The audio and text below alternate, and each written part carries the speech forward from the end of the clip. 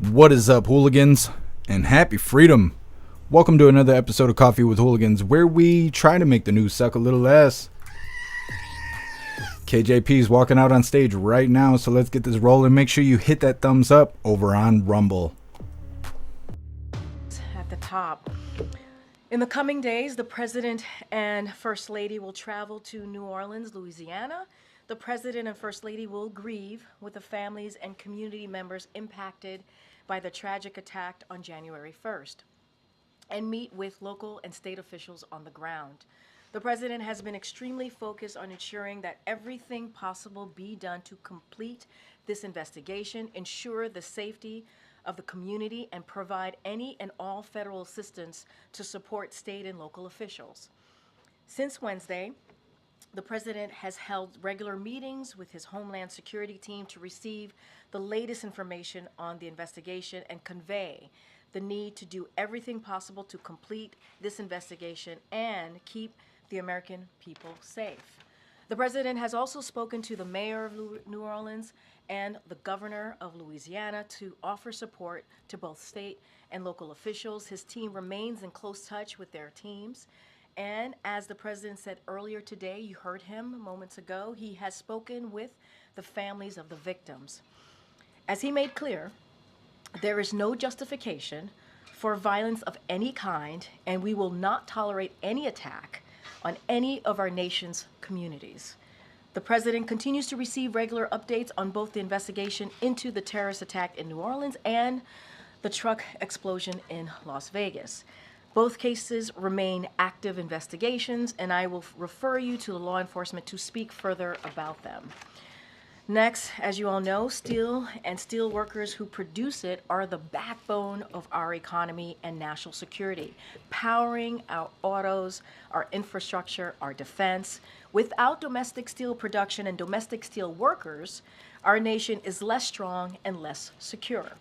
CFIUS evaluation determined this acquisition would place one of America's largest steel producers under foreign control and create a risk for our national security and our critical supply chains. And CFIUS referred the matter to the President for his decision.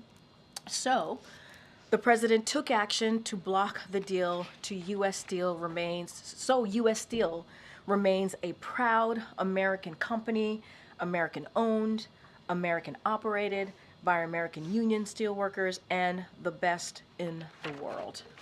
The domestic steel industry is the strongest it has been in years because of the President's actions to level the playing field for American steel and American steel workers.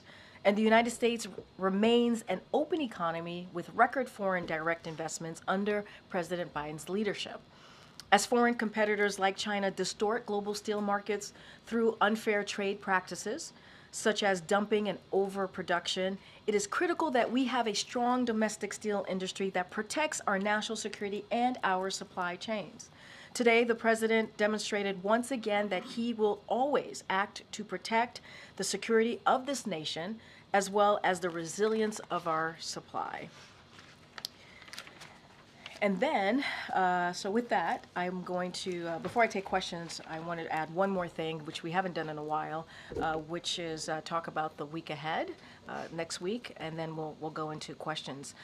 In addition to his trip to New Orleans, the President and the First Lady will travel to Los Angeles, California on Monday. The President will then travel to Eastern Coachella Valley, California on Tuesday. On Thursday, the President and the First Lady will attend the state funeral for former President Jimmy Carter. As President Biden said, the world lost an extraordinary leader, statesman, and humanitarian. The President and the First Lady look forward to honoring a great American who gave his life to service. And finally, on Thursday afternoon, the President and the First Lady will travel to Rome, Italy from January 9th to the 12th. During the visit, the President will meet separately with His Holiness Pope Francis, President of Italy, and the Prime Minister of Italy as well.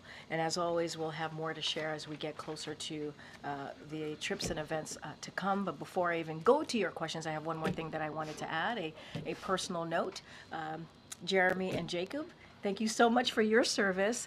They will be leaving our team. This is going to be next week is going to be really your last week, but we didn't have another opportunity to do this in the briefing room. So I just wanted to say thank you to both. You have been phenomenal to work with. I'm going to miss you both and wish you the best in your upcoming endeavors in your career. But just wanted to thank them here at the podium, and if you guys have a chance, make sure to offer up your well wishes to Jeremy and Jacob next week.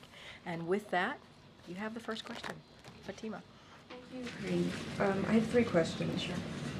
Firstly, Treasury Secretary Janet Yellen has for years talked about friendshoring and countering the ambitions of China with allies. Will the president's decision on Nippon undercut efforts to strengthen relationships with our allies, and could this decision potentially damage the U.S.'s relationship with Japan? This is not about Japan. It's not. And you have watched this president really, in the last 4 years, strengthen his relationship with our allies, obviously abroad. And, we have worked certainly together to strengthen our economic partnership with Japan. We have been in touch with Japan and conveyed our thoughts directly to them. This is about the need. You heard me talk about how now U.S. Steel is going to stay American-owned and American-operated. And this is what's important to this president, and that he's been very clear about that. So this is about continuing that, making sure that we are strong domestically, talent, operated steel industry. For our national security and for a resilient supply chain, and how important that would be. So, and I also stated at the top how, if you look at the work that this president has done over the last 4 years, the steel industry is the strongest. It's the strongest that it's been in years because of the actions that this president has done every day since day one to make sure that we protect that. And so the president believes that we need major U.S. companies representing major share of U.S. steelmaking capacity, and to keep leading that fight on behalf of America's national interest. And so that's why the president made this decision. He's always been very clear about that. We've always been very consistent about that. And so that's going to be our focus, continuing to be our focus, obviously. Earlier today, the president said he spoke with the families of the victims of the New Orleans attack. What did he tell them? Look, I'm not going to get into private conversation that the president has had with families. We don't do that. We'll certainly, if the families chooses to speak about their conversation with the president, obviously they have the right to do that. Our hearts certainly go out to the families who lost their loved ones on a day that should have been a celebrated day to such an act of violence. Obviously, this is something that we will continue to condone, but as I stated at the top, the President and the First Lady are going to New Orleans in the upcoming days, and they're going to grieve with the family. And sadly, that is something that you have seen them do many times over the last 4 years. When an awful event happens, they are there. They want to be there, especially at this magnitude. They want to be there and be with the family and mourn with the family. And so, again, this was certainly an awful event that happened on the day that we should have all been celebrating an incoming new year. And so our hearts go out to the families and also to the communities who are dealing with the aftermath of this tragedy. And does the Vice President plan to oversee the certification of the election results on Monday? I believe that is her plans. I would have to refer you to the Vice President's office on her schedule, but I believe so, yes. Thanks, Karine. How does the attack in New Orleans and the explosion in Las Vegas increase concerns in the administration about security surrounding certification of the vote, the Carter funeral next week here in Washington, the inauguration, and then even looking ahead to the Super Bowl next month in New Orleans? So, look, all of the events that you just laid out is certainly a high priority for this administration. The Department of Homeland Security and federal law enforcement have well-established safety and security protocols in place, especially as we speak to the inauguration, obviously. And so they have been preparing for months to ensure that the security of these events and the safety of those attending them. So again, this is something that we've worked through for months now. And so we are working tirelessly every single day to ensure the safety and security of the inauguration, the safety and security of major events that you just laid out. It is important to the president that we continue to protect, as I said at the top, American communities across the country, and certainly that's what the president's going to wants his team to focus on, and that's what they have been focusing on. Both suspects in New Orleans and Las Vegas served in the military. Does the president find that aspect of this troubling, and is he concerned about the problem of radicalization in the military? So look, I'm going to, obviously the FBI is continuing their investigation, so they can speak to the FBI and the Department of Defense, as you just stated, because of their status and affiliation to their military service. I would have to refer you to the Department of Defense to speak to that specifically. I don't want to get into a back and forth on this. What we can say is continue to condemn any form of violence and do whatever we can and continue to do the work, obviously, to make sure that there is a security protocol continues and we protect Americans and certainly communities across the country. I'm not going to dive into the two subjects. Can you say the president had any reaction when he heard that detail about both of these suspects? What I can say is the president his heart is going out to the family who were certainly affected and lost a loved one that day, and what he wants to do is to make sure that his team is continuing to do the work to make sure that Americans are protected, communities are protected, and that's what I can speak to. You heard that from the president multiple times this week already, and that's going to be the president's focus. Thanks, Karine. President-elect Trump, a little while ago today, seemed to take issue with the fact that American flags will be flown at half-mast at the time of his inauguration, considering the passing of former President Jimmy Carter. Is there any potential for that to not be the case? Is that a decision Say that one more that time. the White House was Say that one more time. The flags are due to be flown at half-mast at the time of the inauguration, and President Trump seems to be taking issue with that. Is that a decision that the White House would consider reversing or reevaluating? No. Okay. On U.S. Steel, the U.S. relationship with Japan is strong. Yep.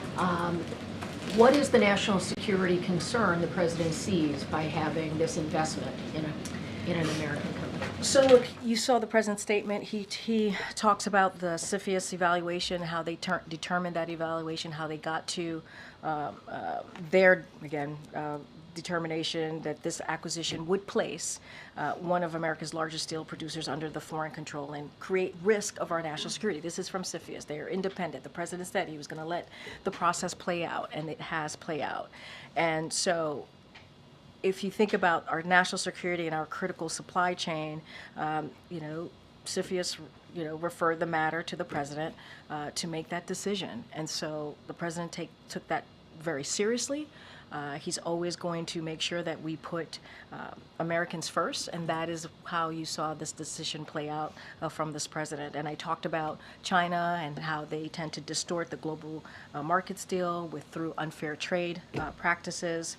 And so, this is something that the president took very, very seriously, and took CFIUS determination. We got to remember this was a cross-government panel when you think about CFIUS and the decision that they made, and so that's how the president came to this decision. It is about making sure that a U.S. company is U.S. owned, U.S. operating, supporting, continuing to protect the U.S. steel makers, obviously a union, and that's what the president led with, and that's how he made this decision.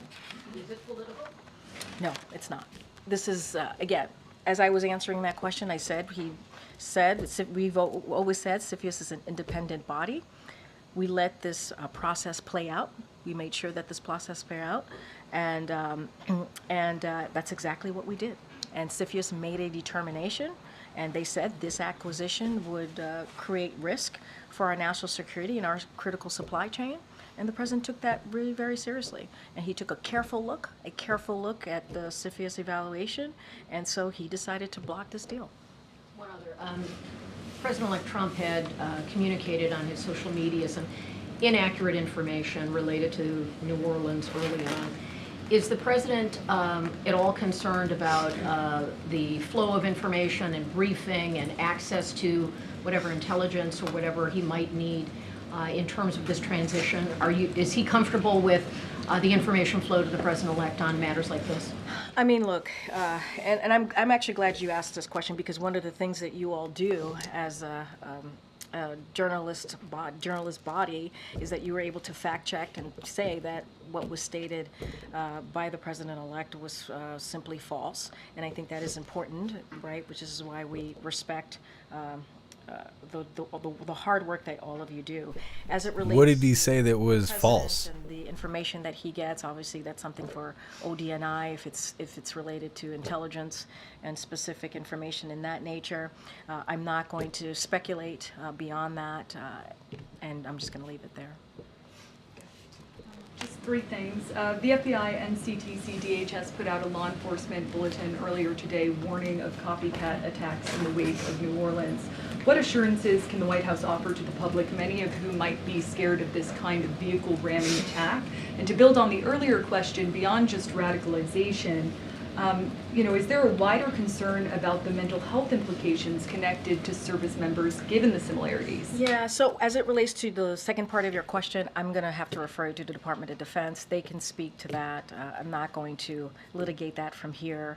Look, when it comes to, and you're right, the bulletin was put out, and what I can say is DHS and law enforcement remain vigilant to any potential copycat, and so they're going to consistently, DHS and law enforcement are going to consistently evaluate threats and going to share the latest information to disrupt any potential copycats, potential threats. And so that is their commitment. That's what they're working hard to do, and so they're going to be vigilant, continue to be vigilant on that aspect. On bird flu, the bird flu outbreaks escalating, at least 66 human infections across 10 states now. The federal government has 2 bird flu vaccine candidates available. Why not ask the FDA to authorize them, even for particularly vulnerable farm workers?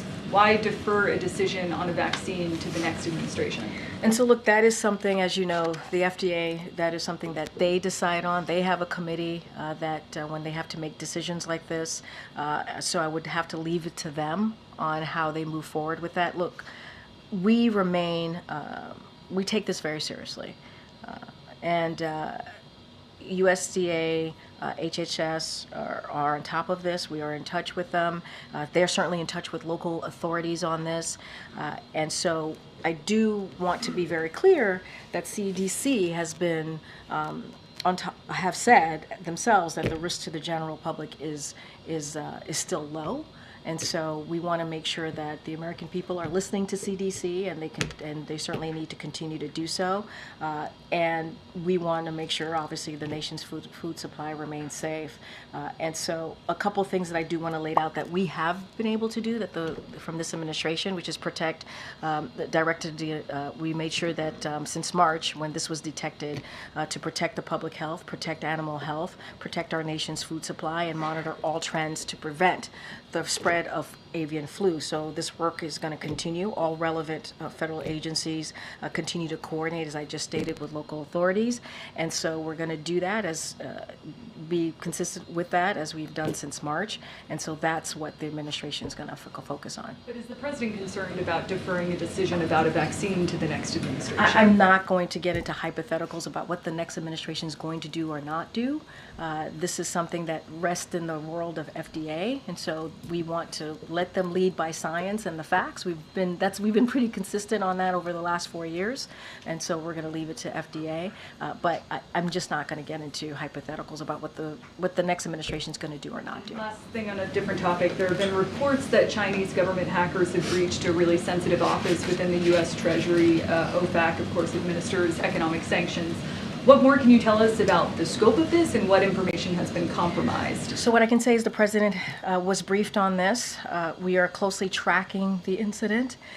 We're working to identify actions to mitigate the future risks to U.S. government networks, and anything further I would have to refer you to the U.S. Treasury Department, FBI. They could speak to specifics on this particular incident, but the president's been briefed and we're certainly closely tracking the Do you incident. know if any taxpayer information or any PII I would has have been to, compromised? I would have to refer you to the Treasury Department on that, and the FBI, as you know, is investigating this. Okay. Hi.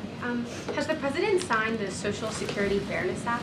So he will sign the Social Security Fairness Act in the upcoming days. Once we have that information, we'll certainly share with you on that particular date. Can you just clarify? My understanding was it would be pocket vetoed if he didn't sign it by noon today. Are you saying that's not the case? I can say to you that the president's going to sign it. I can't speak to the specifics of what you just laid out. I know the president is looking forward to signing that. U.S. Steel has warned that it may or likely would have to close steel mills if the deal fell through.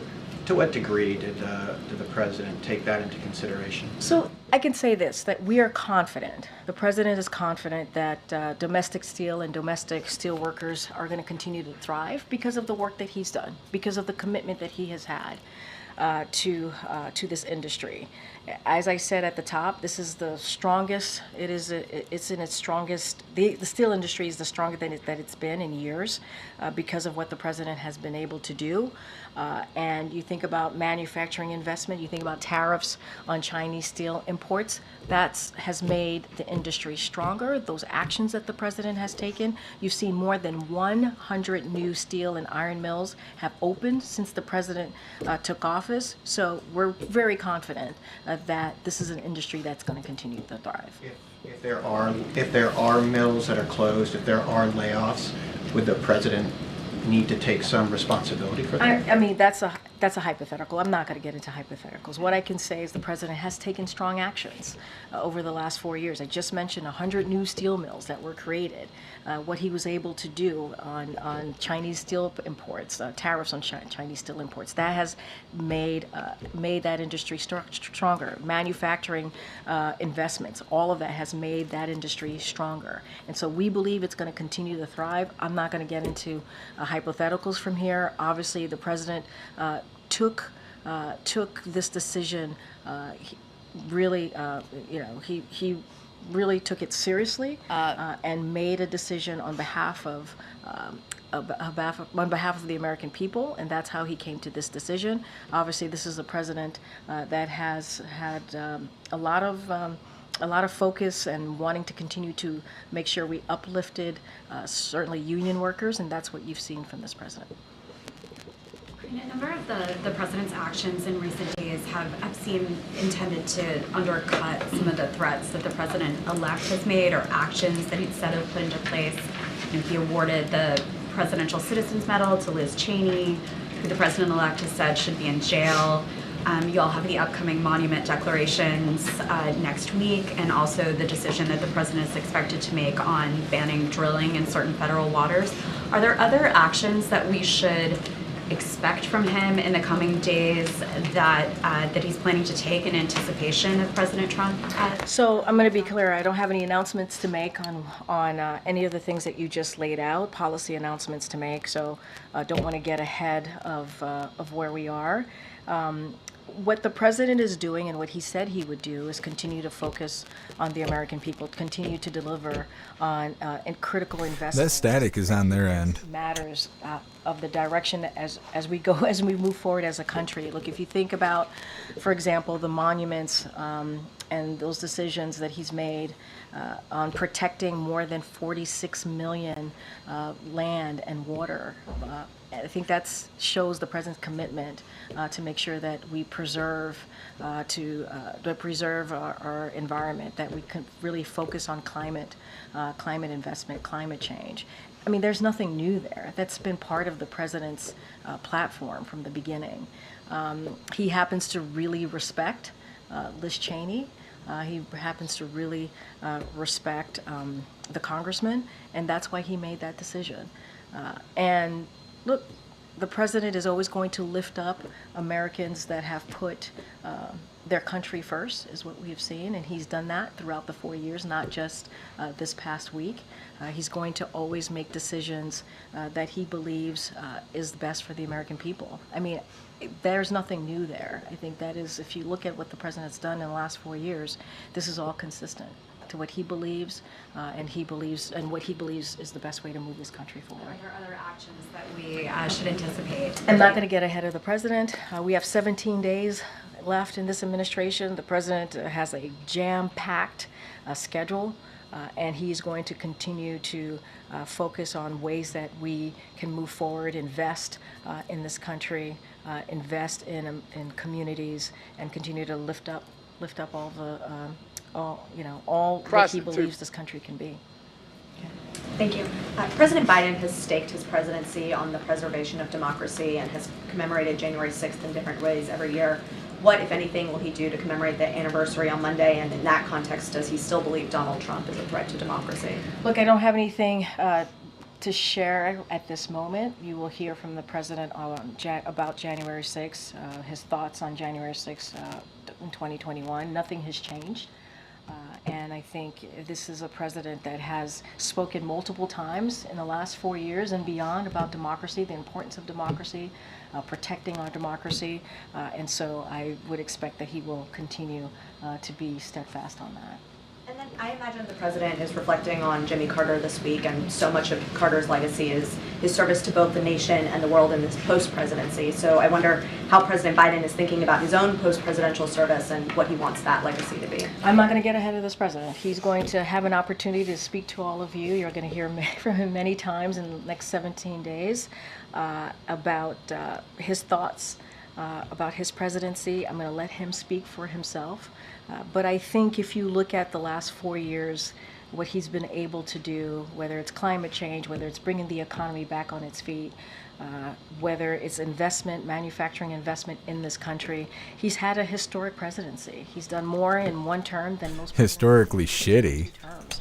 And that is just the facts. That is what we've been able to see from the Biden-Harris administration. So I think it speaks for itself, but as far as the president and his personal thoughts, his personal views, I'm going to leave it to him to speak to. Gotcha. One more on U.S. Steel. I guess more broadly, what message should other foreign companies who are considering investing in the United States take away from this decision by the president? Look, again, this wasn't about Japan. It's not about Japan. We have a strong alliance with Japan. We have worked together, as you know, I've mentioned before, to strengthen our economic partnership. That is something that you've seen this president work tirelessly on over the past 4 years. And certainly we talked to Japan about this particular decision. We've been in direct touch. This is about a domestically owned, operated steel industry, and we're talking about our national security, of course, but also our supply chain, our resilient supply chain. And so that's what the president wanted to focus on. That's what you saw, this action from this president. And so that is going to be our focus. We're going to continue to work on our relationships with our allies across the globe. That is something that we're going to continue to do. I just talked about the president going to Rome next week. Certainly that is very important. The president in the past 4 years has been able to mend many of those relationships, and you've seen the president on the global stage and how those relationships have really mattered to our friends across the world.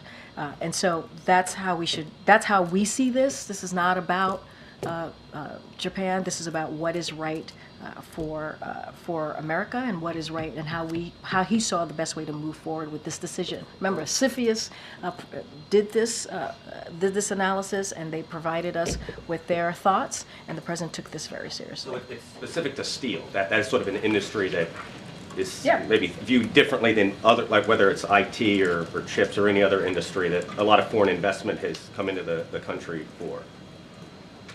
I think there's been a lot of foreign investment in other industries beyond steel. Yeah. Those investments are not at risk, or they shouldn't rethink those as a result of the U.S. steel decision. Let's step back. CFIUS took this on. It's an independent independent evaluation and an independent agency, and they gave their thoughts. They gave their report to the president, and the president made this decision. So let's not forget how we even got here. And so I'm not going to get into other industries. I'm focusing on what CFIUS presented to this president and the decision that the president made. You heard from him. He put out a statement on this in his voice, obviously. So you heard from directly. You heard from me on why the president made that decision. So that's why we are where we are today. Prior to the announcement today about U.S. Steel, Nippon Steel had said that it was going to sue if this decision came to be. Has there been any preparation for that? Was that involved in this? I'm not going to get into litigation, potential lawsuits from here. That is something I would refer to the Department of Justice. I'm just not going to do that. Be pretty consistent. Okay. Wait, did I call on you? You did. Okay, I got to call on somebody else. I'm sorry. Go ahead.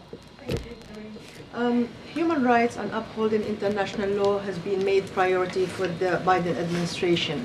Say that one more time. Human rights and upholding international law has been a priority for this administration. But we're not disputing that, right? No, I'm not disputing that. You're correct. That is something that when I'm asked about it, we say that the president brings that up when he has meetings or bilateral meetings with world leaders. He brings that up, and it's always something that we certainly focus on, for sure. So I don't know if you've seen Amnesty International report, but basically the detailing the arrest of doctors, health workers in Gaza, and some of them has endured torture.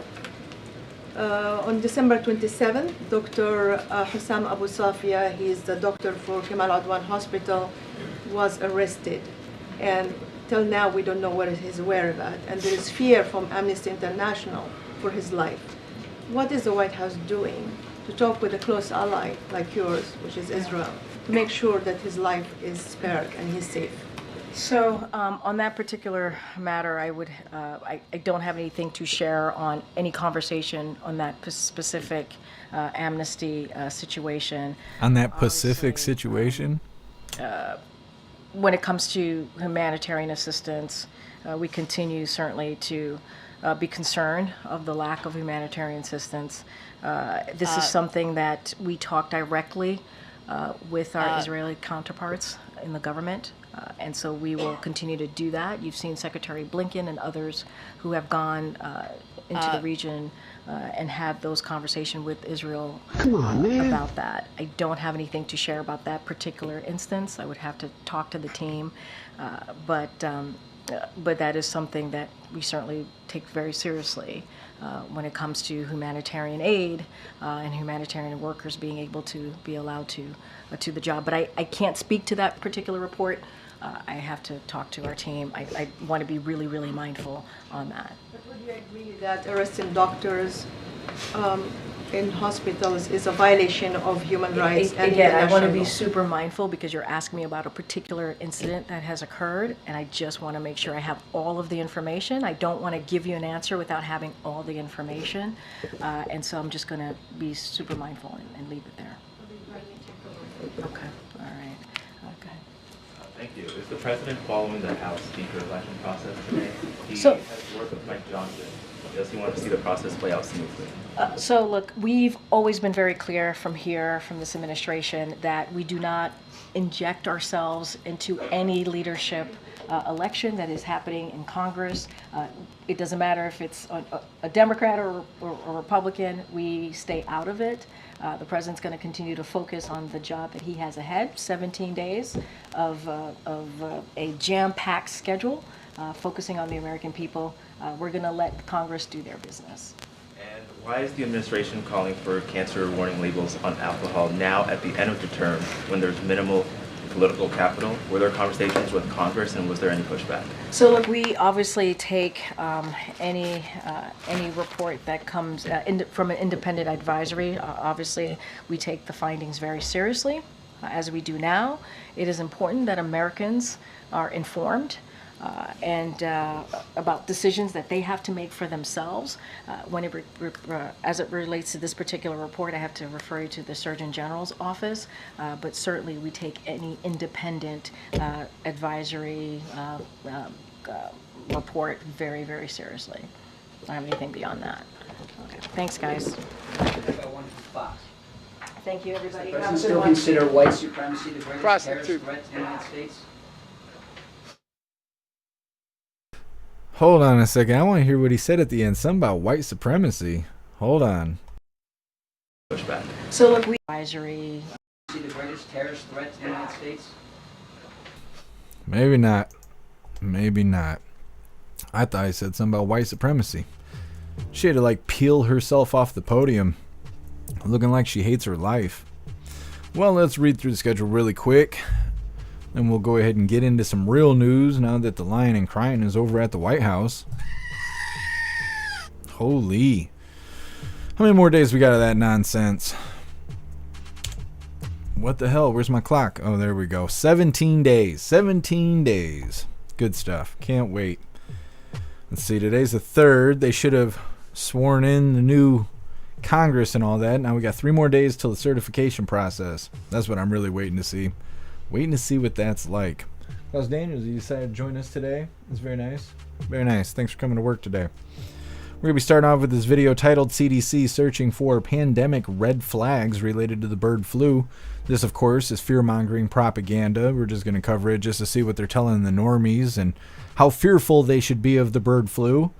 Then we got a video titled Some USPS Workers Stealing Mail According to Report, saying that there's even people intentionally getting those jobs just so they can steal the mail. You guys know how I feel about those postal workers. They're pieces of shit. So, not surprised on this end. I've been telling you guys. They just found out. Then we got a video titled New York City Postal Workers Stabbed to Death. Not for what you think. Over a spot in the deli line. Because that's we have devolved into animals. You cut in line, you're getting stabbed to death. We don't care if you're a federal worker or not. These people are crazy out here. Of course, it's New York City. Then we got a video titled Explosive Device Placed on Train, Idaho Police Say. Well, we got another white guy out here putting explosive devices on random things. I don't know why that's a thing all of a sudden. They claimed that, they were planning IEDs in the incident that happened in New Orleans. And I don't even know why they said that, because there was no explosions. And if they would have never said that shit on the news, nobody would even think that there was explosives there. I'm not convinced that there really was. They claim there was like 3 dudes and a woman placing IEDs in New Orleans. Well, in this situation, some random guy who just decided to stick an IED on a train just cuz. And then they found him, and now they got more white supreme pizza on the TV. I don't know. Then we got a very interesting video titled Nancy Pelosi is learning to use social media. For some reason, she decided to take a selfie video and explain her job duties for that day, what her obligations were. It's very strange to watch, and a lot of people are trying to figure out why she made the video. And then they're also, of course, speculating whether or not she's under the influence of alcohol or drugs or God only knows what. Then the last little bit of our news is titled New Orleans Police Superintendent Admitted that she was unaware of sidewalk barriers. Now, if they would have put these barriers up, that truck would not have been able to drive around the blockade. There was police cars parked sideways at the entrance of where all the people were.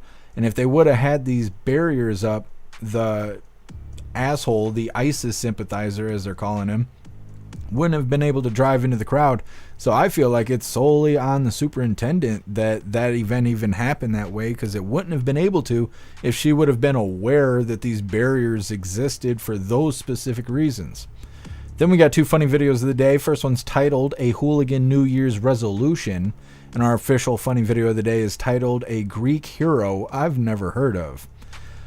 All of that's coming up next, so let's go ahead and get started in this first video here. Like I said, we're going to start off with the propaganda here, the lies and fear-mongering that they're telling the normies. It's titled CDC Searching for Pandemic Red Flags Related to the Bird Flu. Now, I'm not scared of catching the chicken disease, and that's my, personal opinion and whatnot. It's fine if you're a vulnerable individual and all of that. That's great. But Can't believe everything you hear on the news, and these people, well, they're here to sell fear. Hit that thumbs up over on Rumble, and let's get this started. We've seen a major uptick in cases of the bird flu in recent weeks. And now a new report from Newsweek reveals the CDC is on high alert and searching for pandemic red flags. The CDC's last update shows there are 66 confirmed cases of bird flu in the U.S. Confirmed cases have also been detected in 915 dairy herds and more than 129 million poultry. Joining us now for more, primary care physician and public health specialist, Dr. Saju Matthew. Dr. Matthew, I know you're in Atlanta. You're seeing different cases, and you're following this like we are. It feels like we hear about viruses all the time, but these bird flu cases continue to pop up all across the country, namely in California and places like that. What should we know?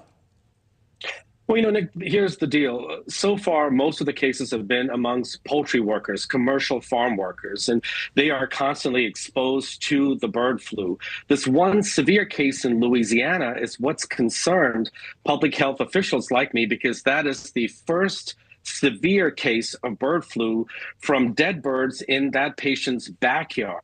So the question now remains, is the virus mutating so easily that it's penetrating the human body? And next, will there be a case of human to human or person to person transmission? But I want to be clear, the average risk for a person in the community is still low. If you're not working with wild birds or poultry, your risk for the bird flu should be low. But we need to be absolutely sure that we're sequencing these viruses and paying close attention to the mutations. And Dr. Matthew, you're used to viruses. You expect a virus to mutate over time. You're just worried about the speed of it possibly and how it is spreading. There are a number of ways to become infected. A big concern is that that infection could occur through our food chain. Now, according to the CDC, the public health risk remains low. Like you said, no infected birds or products will be entered into the commercial food chain.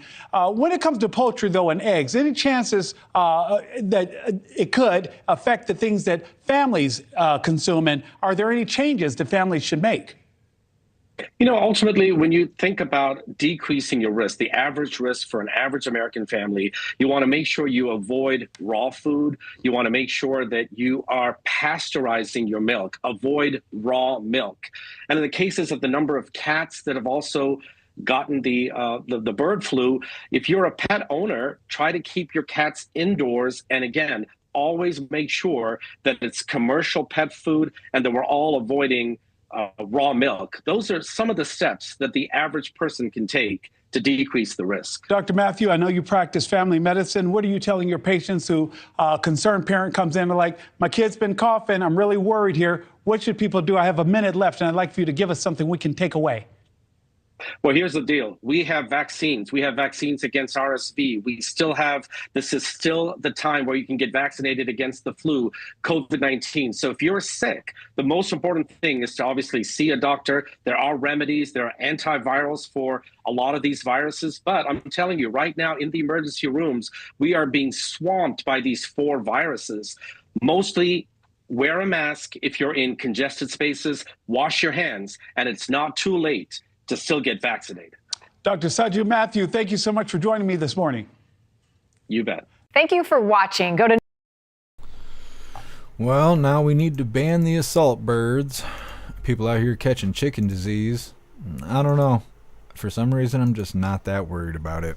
They say that you get all the same symptoms as the regular flu, but there's that potential you could be bleeding from the eyes. So, you got something to look forward to, especially if you've never done that before. Still not that worried about it. Either way, like I said, they're out here selling fear to the normies. Hopefully they're not picking up on it. We'll know next time I go to Walmart. We see scared people wearing compliance cloths and stuff like that. Either way, just know that the normies out here, they're getting scared. Next up, some USPS workers stealing mail, according to report. We're going to find out the truth about how shitty these USPS workers are. I don't even know why they're federal workers. Most of them act like criminals. Anyways, it's coming up next, but first we're going to read through the chat, see what you hooligans think about that fear-mongering. They were selling the normies there. Also, I want to give a huge shout-out to Alistair for making us our very own twerking Santa. Let me get it out here on display. I don't know if you guys can see it or not, but either way, there it is. Thank you so much, Alistair, for giving us our own version of twerking Santa. It is currently available over on Rumble. You might have to refresh the page, but you have to have a membership over on Rumble and be an official hooligan in order to see our own twerking Santa. We're going to have it on some of the other platforms probably within the next week or so, but it is currently available on Rumble. Matt will not wear a fucking mask. Yeah, Matt, I'm with you. I'm not putting no compliance cloth on. That stuff makes me crazy. I don't know if it's my anxiety or what, but as soon as I put that mask on, it's like I'm another person. I don't know if I got personality disorder or what, but all of a sudden I just feel like I could do shit and get away with it. My anger and frustration and aggravation and any other word out there that means you're mad, I feel all of it at once as soon as I put that compliance cloth on. I cannot wear that shit and have everybody be safe at the same time. I will never wear another one of those. Matt just parked at Walmart and yes, I already saw a mask hole. Oh no, Matt. You gotta stay away from the crazies. Today might not be the day. Astro Hammer, we'll have it on the website soon. We got to figure out this player thing. Spending $150 a month on that player is kind of blowing my funds for extra stuff. Salty Ragu, is the mask yellow? It's hard to say. That's what kills me is where you see people wearing compliance cloths and they're dirty. They look like a dirty sock draped on their face. Like, what are you doing? They're just concealing their identity.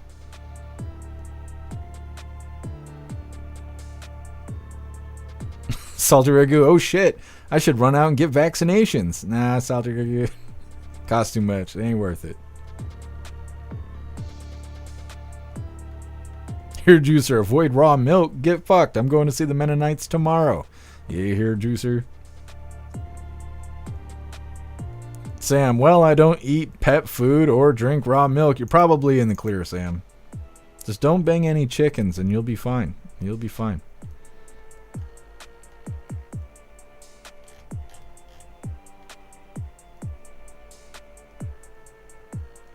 Alistair, I wore one for 2 weeks at the beginning of the pandemic, but I actually read the science and realized it was all bullshit.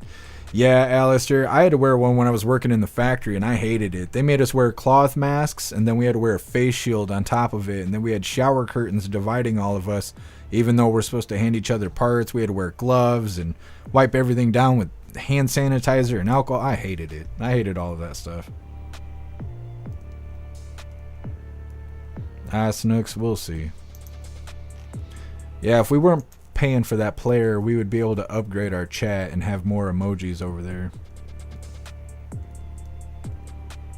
Salt Ragu, the ads are part of the experience. Yeah, I think Rumble's been going overboard with the ads, though. MU didn't notice any masks at our Walmart this morning. None of us olders were masked up. Well, that's good, MU. You must not have a whole lot of scared liberals where you live. MC, I only see the typical handful of sheep still wearing masks. Yeah, when I go to Walmart, lately it's been just the employees wearing masks.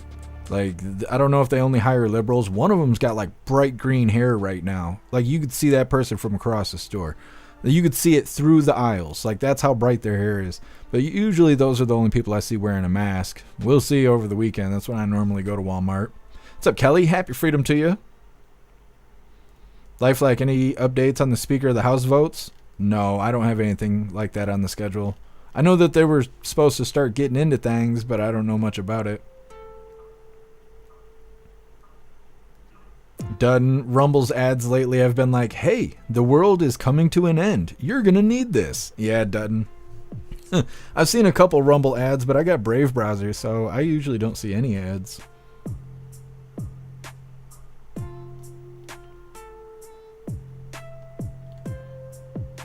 Pumpkin, it's all psychological warfare. Yeah, it is. What's up, not what it seems? Happy freedom. I'm starting to see more people wearing masks. Yeah. Well, I feel like usually you do see people kind of start wearing them in the wintertime. And maybe it's just from the habit, because obviously your face is warmer wearing a mask. But Pushing this stupid bird flu crap is going to have everybody thinking we're going back into lockdowns. Heat masks are good for people with rotten teeth. Yeah, that's why you see waitresses with masks, because they did so much drugs during the lockdowns that they ruined their face. Like, they thought they were never going to have to go in public without a mask again. They were like, if all my teeth fall out from doing pills and crack, then, you know, it ain't that big of a deal. A couple years later, they were like, oh, shit, what do you mean I got to take my mask off? I'm like, yeah.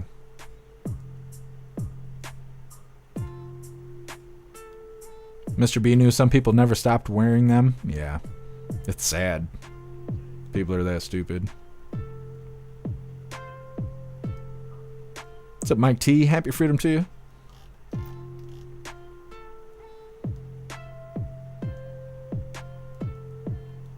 Mr. B knew they tried bird flu already. Make up some other stupid shit. I think they keep pushing the bird flu because I don't think there's a vaccine for it. And they keep talking about the potential for it to mutate so it can go from person to person instead of animal to person, right? So they need that gain of function. That's what they're looking for right now. They're calling it an evolution, that they're waiting for it to happen. We'll see.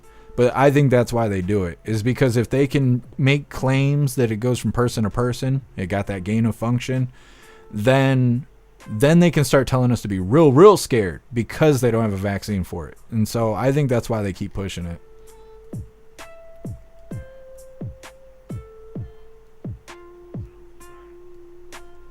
Sage Pup, we have a crazy guy who walks around town using a pair of panties as a mask. And talking into a banana like a phone. Not even the cops want to deal with him. Yeah, Sage Pup. Those people are dangerous. Wayward Kroger was full of masks today and people who don't speak English at all. Holy fuck, Wayward. I don't know what I would do. I would probably not go back. Zero, they voted already. I'm checking on the results. Thank you for letting me know, Zero. Hair Juicer, during the coup at work, they hosed our lockers with bleach and didn't tell us. I got chemical burns on my forehead and my eyes. Holy Hair Juicer. People were doing so much stupid stuff during the lockdowns. Matt, you just saw another person with a mask? Holy. Sitting in the parking lot eating lunch? People are so stupid. Holy.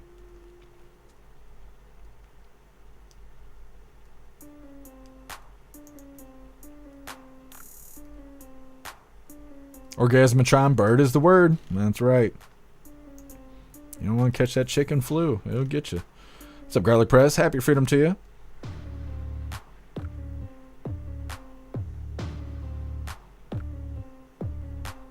Garlic Press, wow, she's like a traffic cone with a bush on top. I don't know what KJP was thinking coming out wearing that t-shirt today.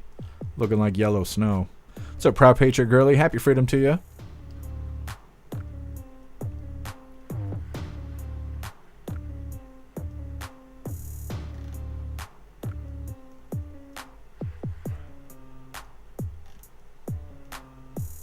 Chat's being weird over on YouTube.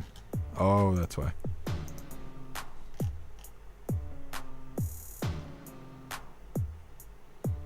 Cinderella, I haven't seen any dead birds around here. Can I still put bird food out for the birds? I mean, Cinderella, you know, you're a free hooligan. You can do as you wish. I don't really know what the guidelines are. Just let us know if you start bleeding from the eyes. Otherwise, you know, you're fine. What's up, Crab Nebula? Happy freedom. The problem with the fear-mongering is that it works the same way, in these cases, when it comes to your health, it works the same way as lice. You start talking about lice, and then your head starts itching, and you start worrying about stuff that ain't even really going on. That's how this fear-mongering works, too. They're like, yeah, it's like the regular flu, but then you could bleed from the eyes, and you have a leaky bottom, and all the engorged nipples, and just says this random shit, and then all of a sudden you start feeling weird. And you're having an off day, and oh no, you might got the chicken flu, and it's, I don't know, it's stupid. I try not to think about it. It's the same thing as speaking it into reality.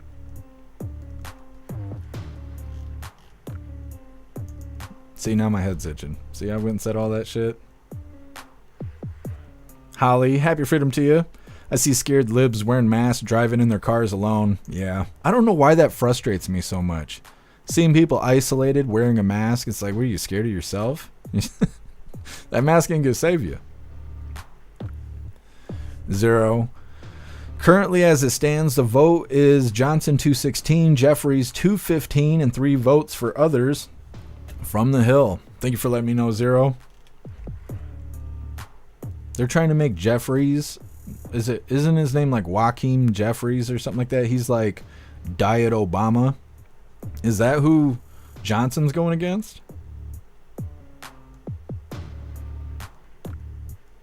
Alistair, damn, it shouldn't be that close. Yeah, that's what I'm thinking.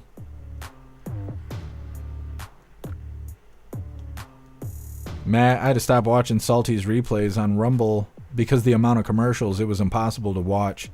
Yeah, Matt, that's what I keep hearing, is that Rumble has a lot of commercials. Dutton, been hacking shit up for a few days. I got a bloody nose today. Welp, I got the plague.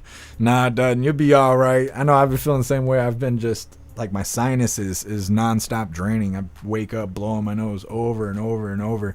Yesterday, my face was raw because I was blowing my nose so much. But I don't look in the mirror and go, you got the chicken flu, you know? I try to let it go.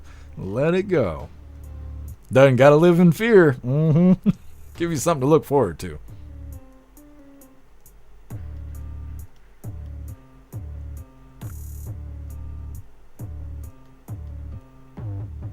Bobby, I only wear a mask when I wank. I mean, you gotta be safe, Bobby. Seppa, KJP was the canary going into the liberal minds. Yep. She thinks she's a canary. Ah, chicken flu. A lot of bird talk today. Pumpkin, I can't believe people are wearing masks again. They must be nuts. I don't know. I think it's just a comfort thing. Like they got their little blankie with them or their little sucky thing. You know, like how babies are and they become toddlers and then they're trying to hold on to their baby stuff for that feeling of being safe. That's what I think the liberals do. Some people say that the masks are the liberals' MAGA hats. It's their version of MAGA hats, but I think it's a insecurity thing.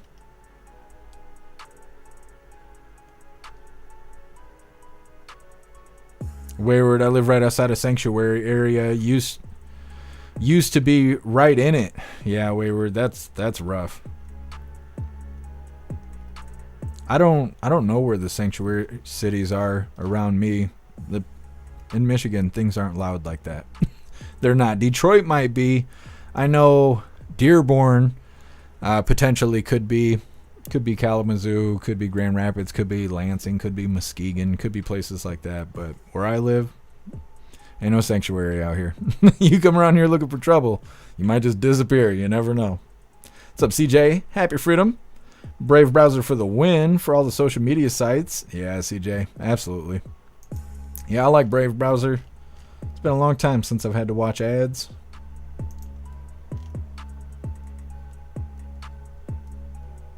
The Marquis, either way, Hakeem or Johnson, we lose.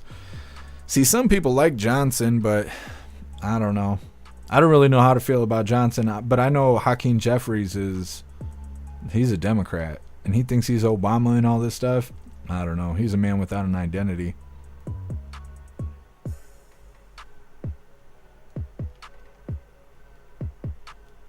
Louise, it's called stupid. It is. You're right. What's up, Skulls? Happy Freedom to you.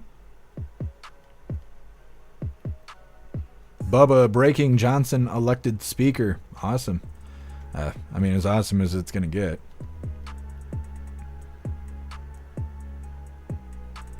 Nunya, neti pot for sinuses. I've heard of that stuff. I've never used it though. I don't think I could pour liquid up my nose. I don't think I could do that. Screaming at the cat. He's like, what did I do? I'm like, I just don't like this. Donald Johnson at least can define a woman. Yeah, that's true.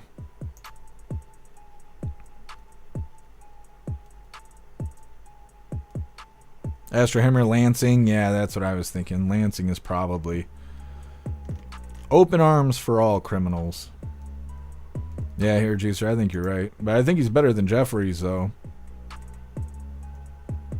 What's up, Puffin Stuff? Happy Freedom. Mr. Binu, neti pot also can cause infections. I've never heard that. I don't know anybody that actually uses that stuff in person. I don't know anybody in real life that's used it. I see people using it online, though. Tony Rez, you saying you shouldn't wear a mask in the shower? I mean, depends how safe you're going to be.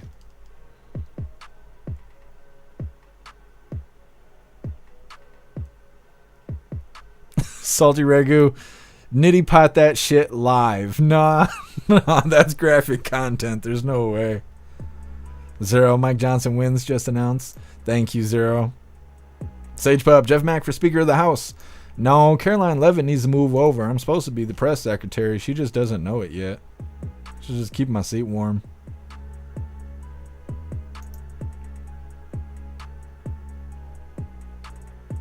What's up, Mike? Happy Freedom. I'll check it out.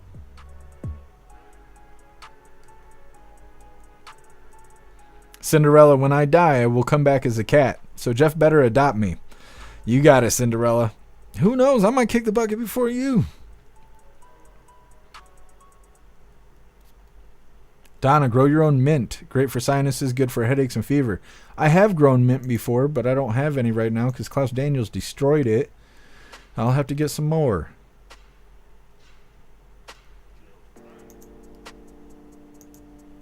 Here, Juicer, $20 donation for a live neti pot. No, don't start doing this. I'm not doing that. I haven't even ate on the live. I'm definitely not draining my sinuses right here on the live. Jesus. Send $10 donations. You want to see me cut my toenails on the live? You guys are crazy. Okay? That's why you're a bunch of hooligans. We're going to get into this next video here. It's titled, Some USPS Workers Stealing Mail, according to the report. I'm not surprised by this at all. Not at all. The mail was stealing my Rumble checks for a while. Now I get wire transfers like I'm some big shot. I love that. Anyways, we're going to get into this video about how USPS is a bunch of pieces of shit. Hit that thumbs up over on Rumble, and let's get this rolling. Well, turning now to a growing threat as our mail-in packages are being targeted by thieves, and a stunning federal investigation finds that it's not porch pirates that are the problem, but get this, rather actual postal workers stealing millions of pieces of mail in coordination with crime rings. News Nation's Alicia Nieves explains what is happening. And Alicia, it sounds like some folks are actually getting these jobs in order to steal the mail. Yeah, good morning, Kelly. Unfortunately, that is an accurate statement. We're being told through this federal investigation that one of the reasons that, these thefts are happening by USPS postal workers is, good old-fashioned greed and opportunity. But another reason is actually criminal organizations are recruiting, tapping into postal workers to infiltrate the postal service system. In fact, here's a direct quote from the USPS Inspector General. She says criminal organizations are targeting, recruiting, and colluding with postal employees to move narcotics through the postal network and to steal checks, both personal and government-issued checks, credit cards, and other valuables from the mail. Now, some of the thefts that have been discovered through recent investigations, they are pretty significant. Just 2 weeks ago, for example, here, federal prosecutors charging 2 postal workers with stealing more than $1 million in business checks. The workers were at facilities in Virginia and North Carolina. Another investigation in Milwaukee found a mail clerk who was under surveillance looking into trays for greeting cards that contained gift cards. That clerk then moved them to another tray during their shift and then placed all of the mail in a backpack.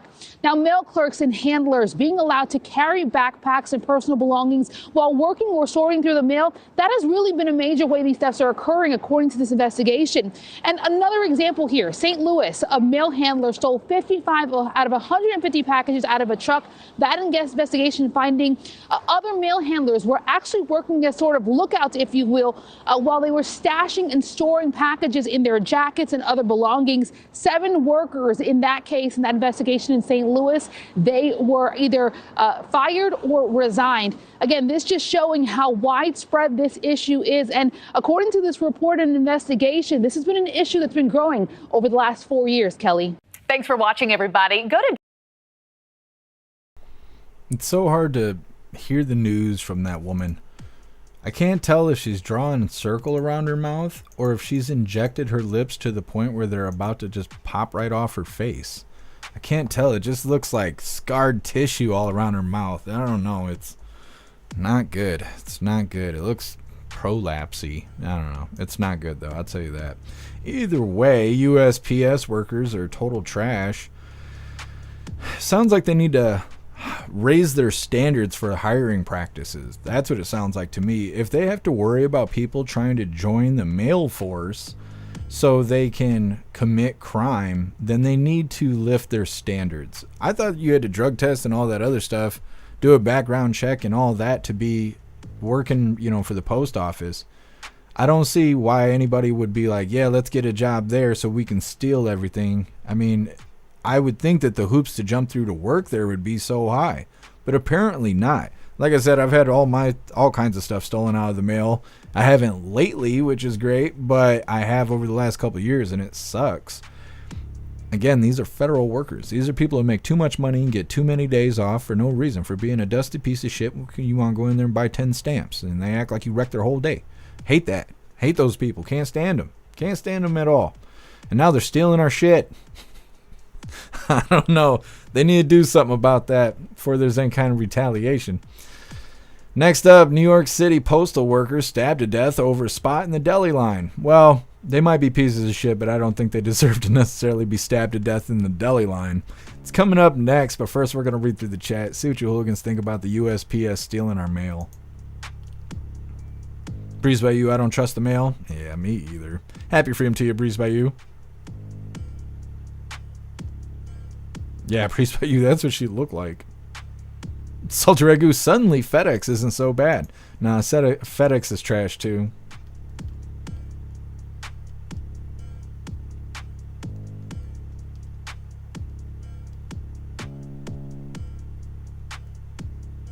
Alistair, yeah, my postal people at the facility near me steals our outgoing mail.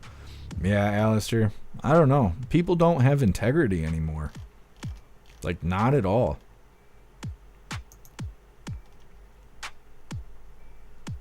Rip Curl, Deli line, no soup for you. I know. Cutting in line, getting stabbed to death. Geo, FedEx is the worst. I agree. I can't stand FedEx. Not at all. Rip Curl, now you got me checking my mail. Yeah, hopefully you're all good. I don't trust the mail at all. It's like having Joe Biden personally handle your mail. It's like you got a 30% chance of it getting there, not being trashed, and everything else. It's like, I don't know. Better off sending the cats to go deliver the mail. Too old to care. There used to be consequences for actions. Now they get participation trophies. You're right, too old to care, and that's exactly the problem. Is there is no consequences. There is no accountability anymore.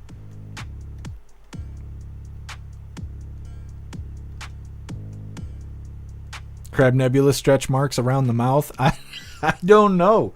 I don't know what was wrong with her face. Her lips look rashy. I don't know. It wasn't good. I'll tell you that. I'd like to hear what her coworkers say behind her back. That's how bad her lips look. Pumpkin, now we gotta fire the mail lady. Mm-hmm.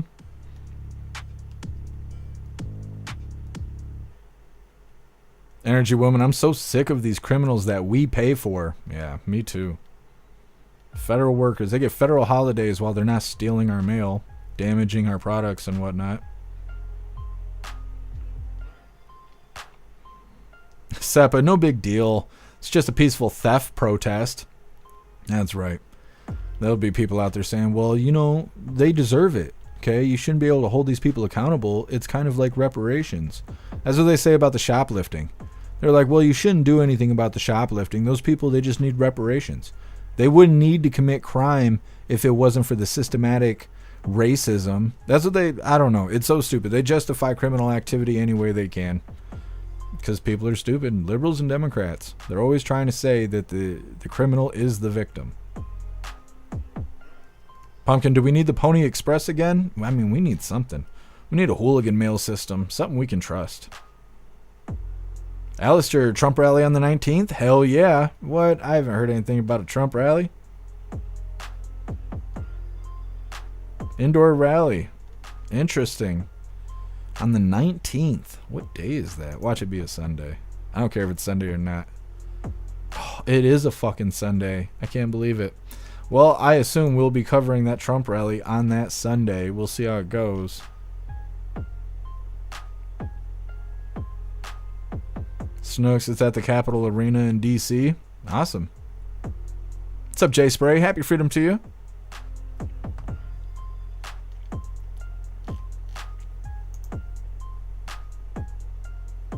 Status quo. Speaker Mike Johnson has been re-elected Speaker of the House successfully. Now get to work and support the Orange Eagle. That's right, status quo. Joe, there's no systematic racism. No. But they cry about it all the time like it's a real thing. It's been so long since they've talked about white privilege. That's always a fun thing that pops up every now and again.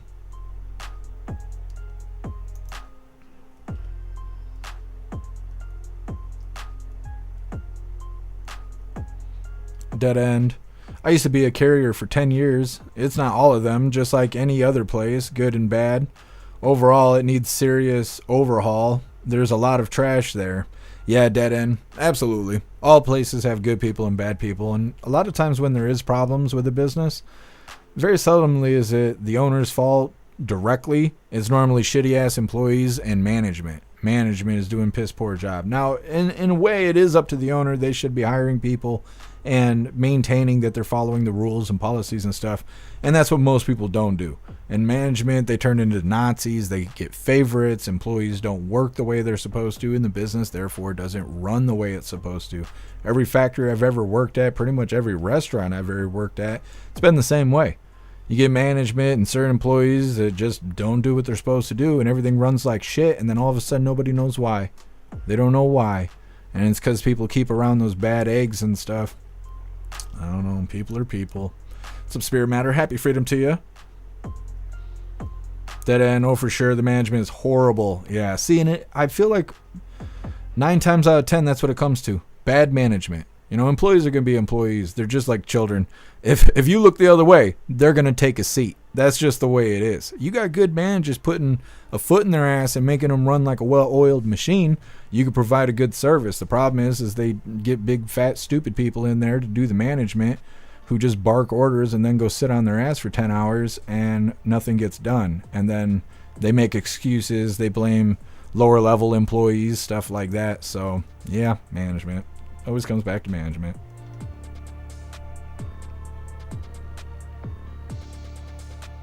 What's up, Dean? Happy freedom to you.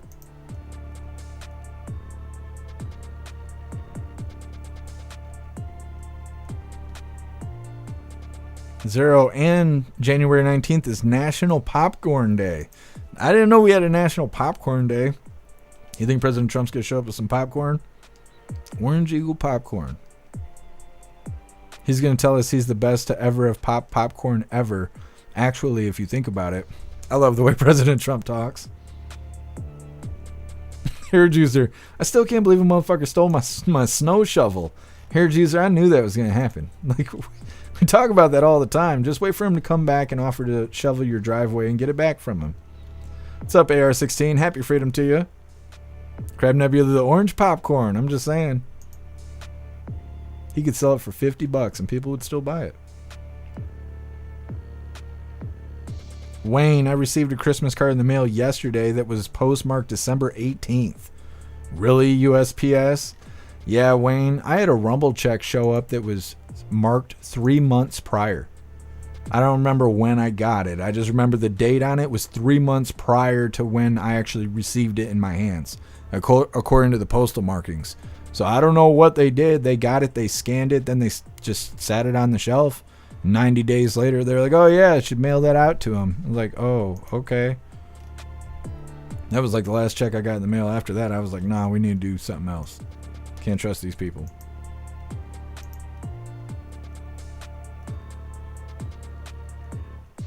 Devin, January 20th is getting rid of Popcorn Day. Is that, of Corn Pop Day. So my dyslexia got me. That's right. Popcorn Day is the 19th, and getting rid of Corn Pop Day, well, that's the 20th. KJP's going to cry. You already know. Zero, DC won't be that liberal that day, just saying. Yep. Astrohammer, we have a day for everything. I'm surprised that we don't have an LGBXYZ popcorn day. Astrohammer, don't give them ideas. They're going to say our popcorn is racist and theirs ain't. Like, yeah, but why do you got... Never mind. Need to dial it back. It ain't Saturday yet. We're going to get into this next video. Like I said, this is New York City postal worker stabbed to death over a spot in the Deli line. Well, now you know. Deli. Just because you're a federal worker doesn't mean you get to cut people in line at the deli. Learn that lesson the hard way. Hit the thumbs up over on Rumble and let's get this rolling.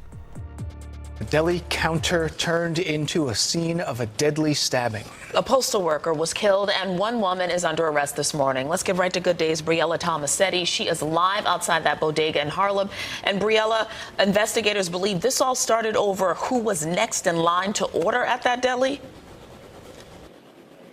Yeah, Tashani and Dan, good morning to both of you. All literally over a sandwich. That woman, the suspect identified this morning as 24-year-old Jaya Cruz. She has been charged in the murder of 36-year-old Ray Hodges, who, was killed on the job yesterday. He was stabbed to death here in the deli behind me in Harlem. Now, Cruz could be arraigned on second-degree murder charges as early as today. Let's get right to her being escorted out of the 28th precinct yesterday. It happened shortly before midnight. Cruz was covering her face with a black hooded sweatshirt and avoiding questions from reporters. According to police, the attack happened inside Joe's Grocery on Malcolm X Boulevard and West 118th Street at about 2:30 yesterday afternoon. Hodges, an on-duty postal worker, was found with stab wounds about the body and rushed to Harlem Hospital, where he was pronounced dead. Police confirming with us this morning that the stabbing followed an altercation over a spot in line and that a knife was recovered at the scene. Neighbors tell us they ran into Hodges all the time on his daily route and are in complete disbelief that this even happened.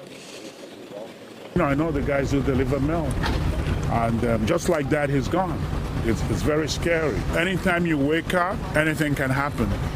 You can just, like they said, it's an argument, so you can just say hello to somebody and you stab. Something like that. It's disheartening, to say the least.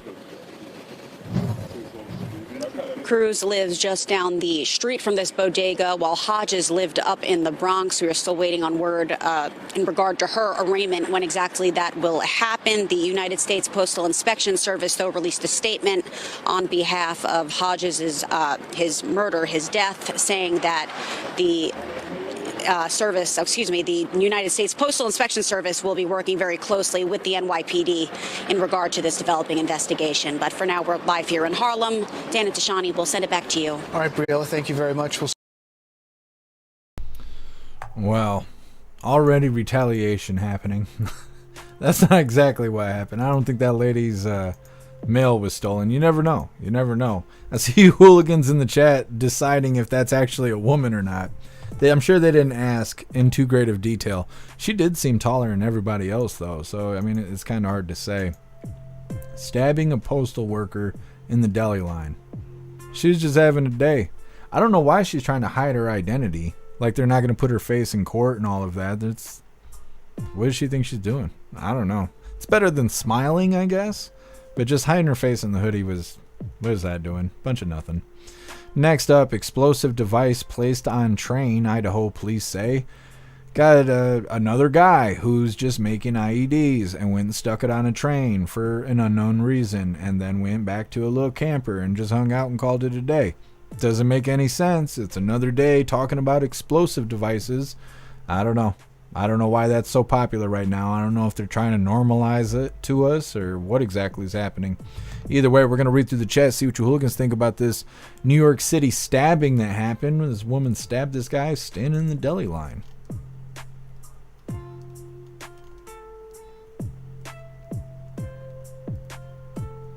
Sam, we used to call that going postal.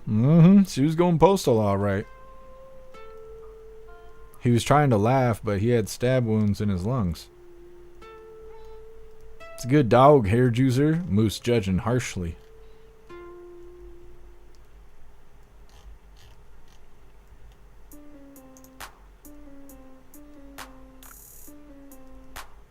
Dutton, you cut, I cut. That's exactly what happened.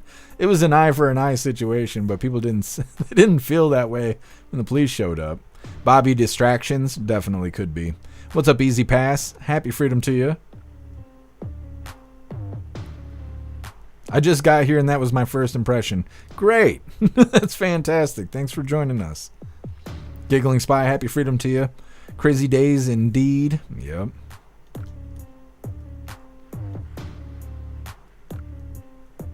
Happy New Year to you, Easy Pass.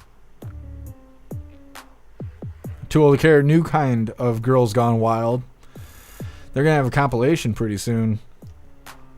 We just covered something like this. There was a woman and a guy went to a hotel room and stabbed the woman that was inside 14 times, and they blamed it on a $2 tip or whatever. Women are stabbing people. The men are building IEDs. I don't know what's going on around here, but people need to go sit down somewhere. Geo in Harlem? I'm shocked. I know.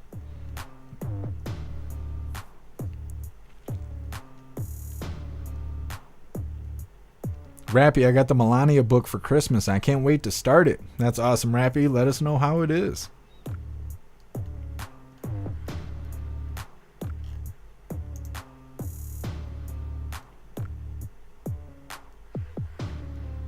Wayward, the drone shit still hangs in my mind.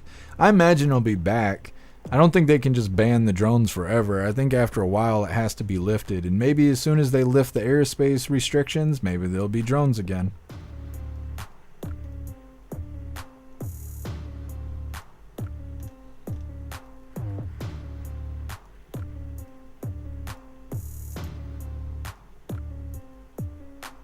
Mindy, go sit in the corner now. That's what I'm saying. What's up, Kelly Kaku? Happy freedom to you. I read the Melania book and it was pretty boring. Sorry. Maybe it was written for women. Bobby, women are acting like men and men are acting like women. Well, I don't think anybody's acting accordingly. I know that. People shouldn't be out here just acting like a bunch of yahoos.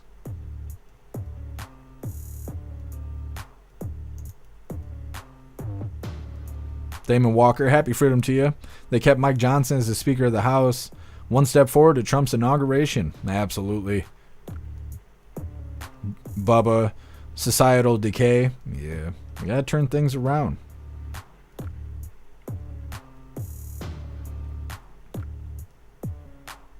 What's up, Fern? Happy freedom to you and happy New Year. Donna, put them all in timeout. I know they need their little ass whooped. That's what it is. Out here stabbing people and making IEDs. Whoop their little ass and send them to the room till they know how to act right. Hooligans Island, like the pizza tip stabbing. Yeah. You think they're related? Could be. You never know. I think that the delivery driver one, I think that was over drugs. They try to blame it on a $2 tip, but I think it was related to drugs. Lone Wolf, I'm Polish. I deserve reparations. I'm a percentage Polish. Where's my reparations? I didn't realize. What line do we stand in with our hand out? I'm just fucking unserious today, man. I don't know what to say.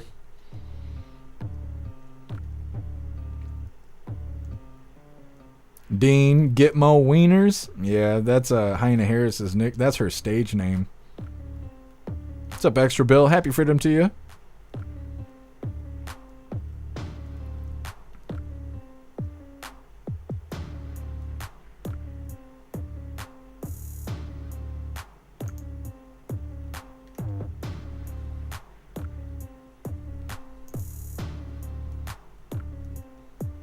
Holly, I worked in the post office for 20 years. I came after a week vacation and found certified letters under the glass on my desk. I looked at the date and they were delayed a week. Interesting, Holly. I don't know. I don't know what's wrong with the Postal Service. They need to do something about it, though. Sam, I was born a white child. I know, Sam. I know. Snooks, I do too with the pizza driver. That was a bad area where the hotel was. Yeah. Yeah, I think it was related to drugs.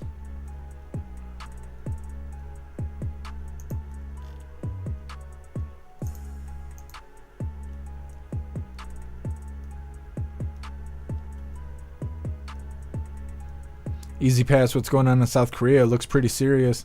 The military yesterday shielded the impeached president from being, I don't know what that is, extracted from his home by the police.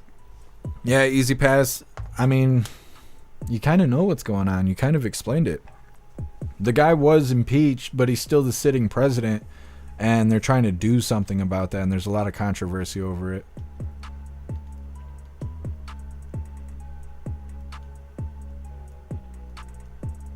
Hidu. Oh, I didn't know you were a woman, Hidu. My bad. My bad.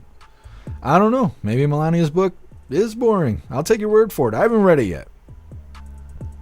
I gotta learn to read first, you know. Then we'll see. Then we'll see about reading Melania's book.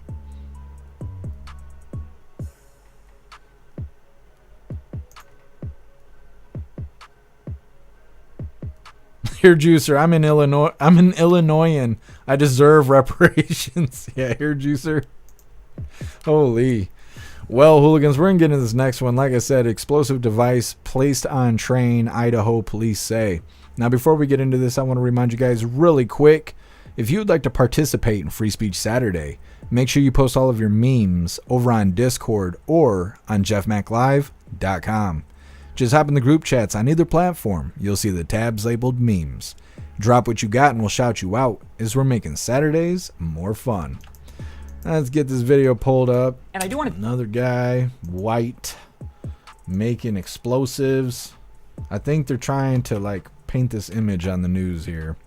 Either way, let's get into this. Hit that thumbs up over on Rumble and let's get this started.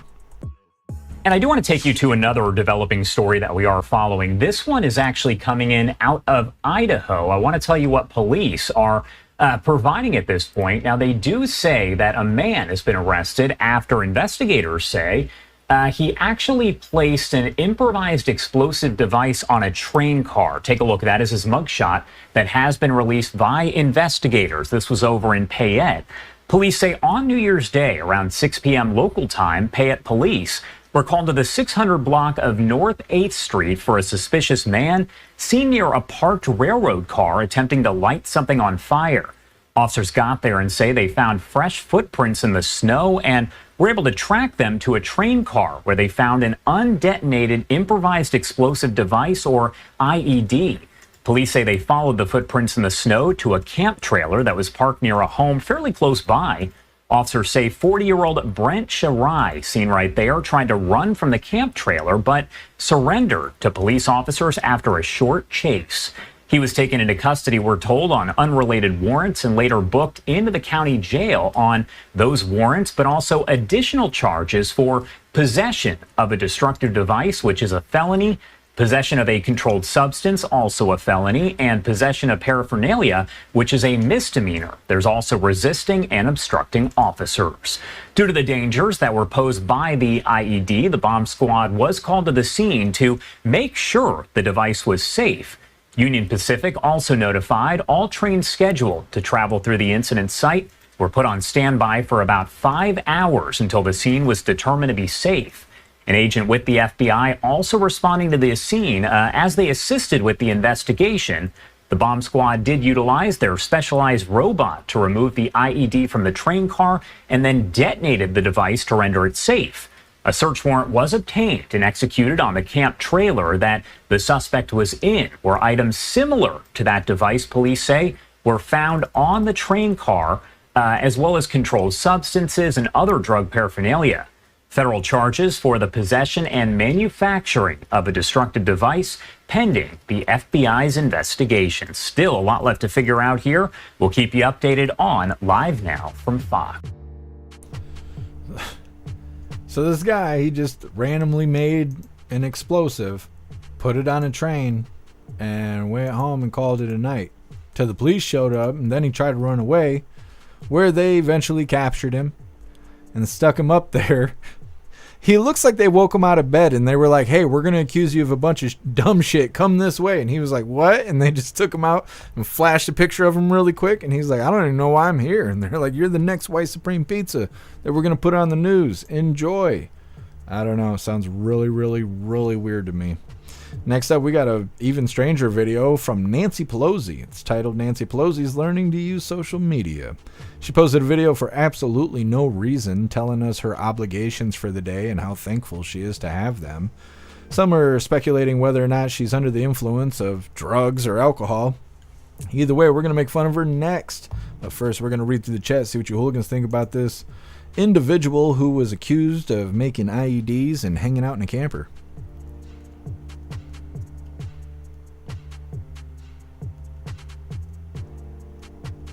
Zero, my normie but conservative coworker is questioning the Vegas bombing. He never pays attention to much. Yeah, Zero, it seems like a lot of people are noticing how strange these events are that are just happening back to back. Sam, there's so many questions I have about the Las Vegas Tesla truck bombing. It looks very staged. Yeah, they said the driver shot himself in the head before the explosion happened. I don't know. It's really weird. There's so much weird stuff about both of those incidents.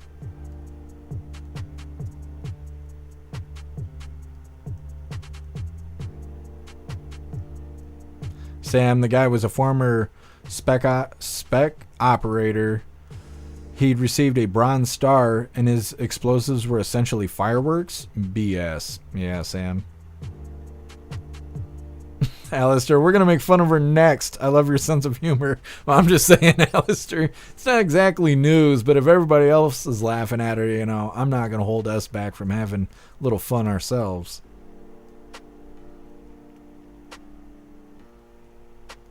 Matt, Mar-a-Lago, attempted shooter, Tesla bomb, and the New Orleans guy all spent time at Fort Bragg. What's going on at Fort Bragg is my question.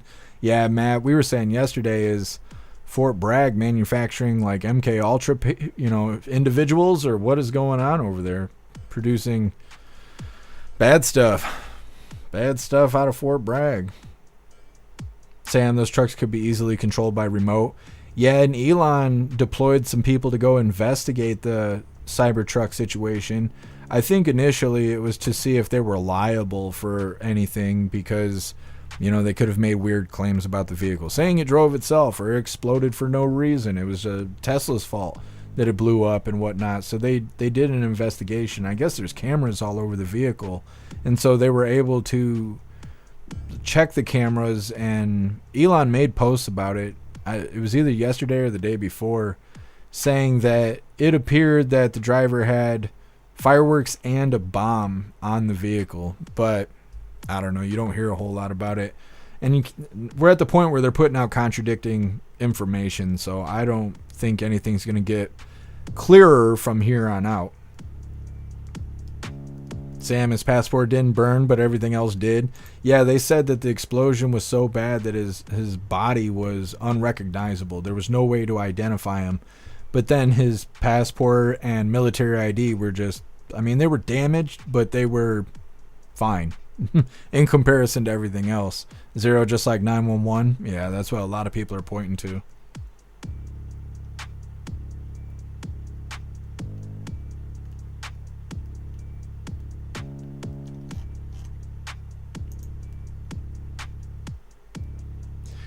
Hidu, Elon should put that in a commercial like, look, it's so strong that you can blow it up and it won't even shatter the glass door right next to it. Yeah, he might. You never know the way Elon gets down. Wayward, he's a big Trump supporter, supposedly. Yeah, I forgot they are saying that on the news. Yeah, supposedly he's a huge Trump supporter, so he went and blew his Tesla up right out front, because that makes a lot of sense. I don't know. I don't know where they get this information from. Done, the Matrix is breaking down. Watch out for the red dresses. We'll have to keep an eye out.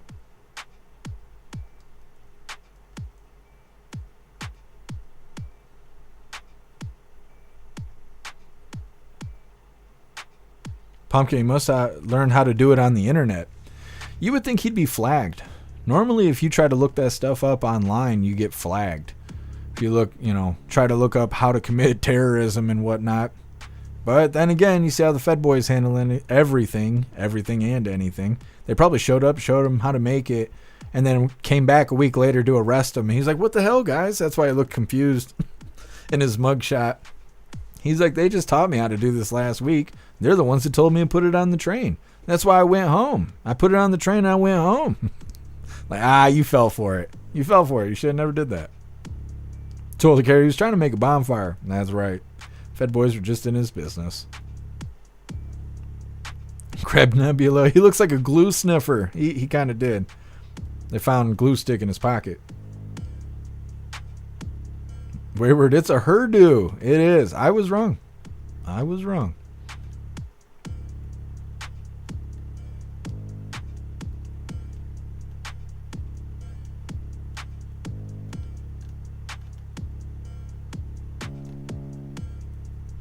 Hidu, how dare you misgender me? I'm sorry. I'm sorry, Hidu. I didn't realize.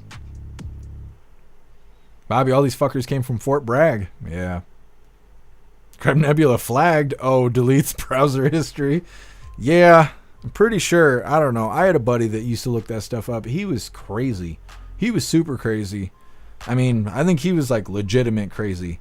He was the kind of person where you could just take an unknown pill and pull it out of your pocket and he would just eat it. He wasn't scared of anything. He was always doing crazy stuff.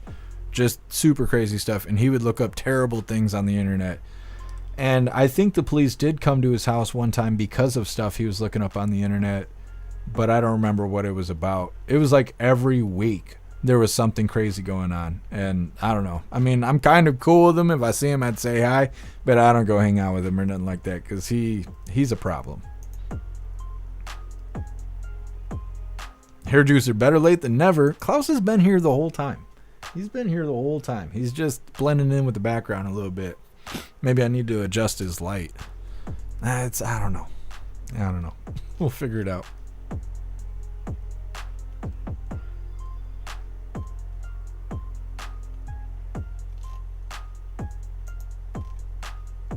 You do Yep. I know. What's up, noob? Happy freedom to you.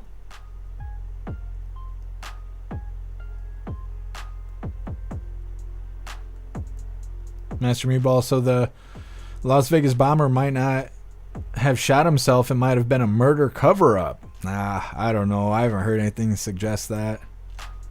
What's up, Agent O? Happy freedom to you.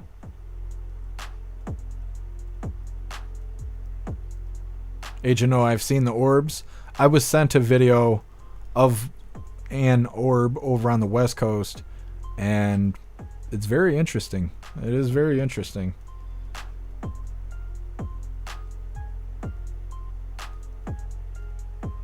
Damon Walker, Hooligans Island, are you shaking your coconuts? That's a intrusive question. I've never asked a buddy like, hey, boy, shaking your coconuts? I'm like, yeah, just trying to stay warm. I've never heard that. Holy, that's about as bad as how's it hanging? Mm-hmm. What's up, Agent 48? Happy freedom.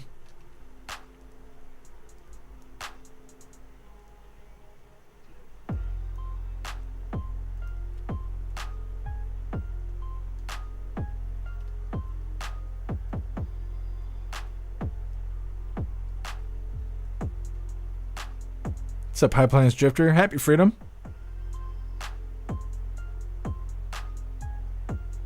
Damon Walker, are you watching the nonsense that's going on in Congress right now? It's a silly place. No. I know that we got the new Congress at like noon today, and they're supposed to be voting on a bunch of stuff, but I don't really know what they're voting on. I don't really know what's going on over there. I figured we'd let the dust settle, and then we'll cover what actually was successful during tomorrow's live. Is today Friday? It is Friday, so we got the voice chat going on at 6 p.m. Eastern time today. Definitely go get yourself a membership for jeffmaclive.com. That way you can join us for the membership. Tomorrow is Free Speech Saturday, so there's no Twitch, no YouTube. We will be live 1 p.m. Eastern time for Coffee with Hooligans, but like I said, you can't watch on YouTube or Twitch because we ain't got time for censorship on Saturdays.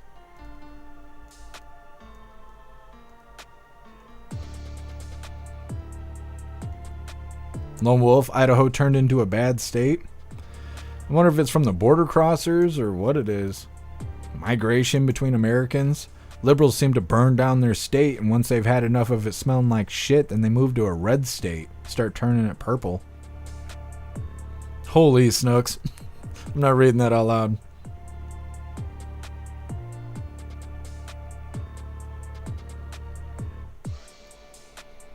Yeah, I hear Juicer. I know a little bit about that stuff.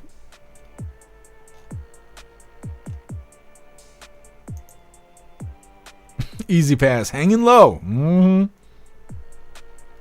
Bobby, they forgot about Fred. No. Justice for Peanut and Fred. Wayward, I had a crazy buddy. Someone was always following us. 10-minute drives took a half hour. Yeah, Wayward. My crazy friend, he is so unpredictable. I mean, he's like, everything could be going fine. You're like having a conversation. You step outside of Wesco. You're drinking a coffee. And he's like, hey, watch this. And just runs into traffic. And you're like, what the fuck? Like, what is going on? Cause a 10-car pileup. 16 kids die. And he's like, man, that was crazy. Like, yeah, I got to stop hanging out with you, bud. You're something else. He's like a tornado in human form. So I said I don't hang out with him anymore. It's too many problems. Here, Juicer, gotta love story time. That's right. I look forward to it. I gotta blow up Diego here. He's gonna join us for the voice chat.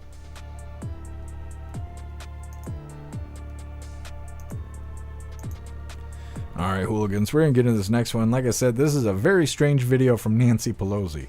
It's titled, Nancy Pelosi is Learning to Use Social Media. Now, she posted this video, I believe, on X. I don't know why she posted it, but she's going to discuss her obligations for the day and how thankful she is for having those obligations. And everyone speculated, did she do this because she's under the influence of alcohol or drugs? Or is there some other reason that she posted this? It's just kind of out of left field. Now, before we get into this, I want to remind you guys really quick, if you would like to join the membership program over on Rumble, all you have to do is click that big red subscribe button right below where you type in the chat. Now, if you're on Android and using the Rumble app, you're unable to see that big red subscribe button. So you got to go to rumble.com, come to the live, hop in the chat, and like I said, right below where you type in the chat, you will see that big red subscribe button. Click that button and jump through the hoops, and your name will be highlighted as an official Rumble hooligan. You'll have access to our custom emojis. We have chapstick emojis, screaming goat emojis, Klaus Daniels emojis, President Trump emojis, and more. It's a lot of fun during the live, so definitely go get yourself a membership over on Rumble. Plus, Alistair just made us our own hooligan twerking Santa. So like I said, join the membership program over on Rumble and check out all the cool stuff. Let's get this video pulled up. Oh, Nasty Nancy here. This video is hard to watch. Thank God it's only 12 seconds. Hit that thumbs up over on Rumble, and let's get this rolling. Hi, it's Nancy. I'm on my way to Washington to proudly represent the people of San Francisco in Congress. I'm honored to do so, to share our San Francisco values. Thank you for giving me that honor. Hi, it's Nancy. Why? Why did she post this video? Why does she look like that? You know she smells like vodka. You can tell. You can tell by looking at her. She looks rough. She looks like she's having a hard time opening her mouth, which makes me think she's on pills and stuff. But why did she make that video? What was the point of that? Representing San Francisco? Yeah, we know. You've been doing it for 300 years. Like, what the fuck? What are you talking about? Why did she make that video? That's why I titled it, She's Learning to Use Social Media. Because otherwise, I don't know why the hell she did that. Either way, we got one more video for the news and two funny videos coming up next. This next news video is titled, New Orleans Police Superintendent admitted that she was unaware of sidewalk barriers. Now, if they would have put these sidewalk barriers up, what happened to New Orleans would not have been able to happen. And the superintendent was like, oh, I just didn't know. I just didn't know that was there. So, yeah, 14 people died or 15 people or how many ever people died. A bunch of other tragic stuff happened. All because she was unaware of sidewalk barriers. It's coming up next, but first we're going to read through the chat, see what you hooligans think of Nasty Nancy. Snug, she's drunk and drugged. Yeah, she looks like it. What's up, Cassie J? Happy freedom to you. Breezed by you. Nancy looks fucked up. She does. She looks like she's having a hard time making her mouth form words. Matt, isn't she always under the influence of alcohol? It looks like it.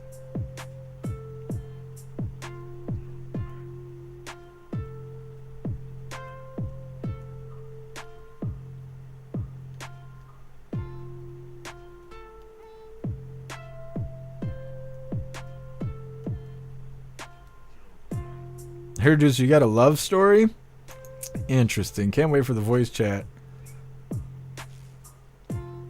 Zero, she should be held liable, the superintendent? Yeah, I think so too. Yep.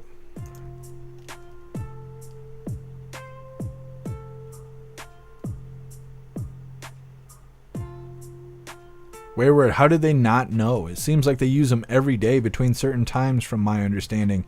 Yeah, Wayward, I don't know, but it's kind of like they're pleading ignorance. They're just like, oh, well, we didn't know. And they're not directly saying out loud, if we would have put the barriers, we could have prevented the terrorist attack. They're not saying it like that. You'll see, but they're expressing all the, I'm trying to think of the word I'm looking for. All the different things they decided to do to ramp up security, right? The terrorist attack happened. Super Bowl or the Sugar Bowl was happening. They wanted Americans to feel safe, so they went to all these precautions to make sure they were safe. They put up these barriers, and they were like, oh, yeah, by the way, these barriers can be used as sidewalk barriers, and we didn't know that, and so we didn't have that up. And then you can see the footage of the truck driving around the police cars onto the sidewalk to get onto the road where the people were. If those barriers were there, he wouldn't have been able to do that. He'd have drove around the police car and there would have been a giant barrier there, and he wouldn't have been able to access the area, at least from that point. Now, it may not have stopped what he was doing, but it would have been a huge deterrent and could have potentially stopped the incident from happening. But like I said, we'll get into it. Yeah, Bobby the granny cop. Yep.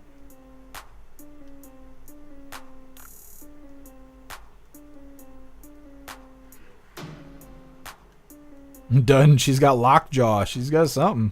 Pumpkin, you think she was drunk? She is doing something. Looking like a crypt keeper.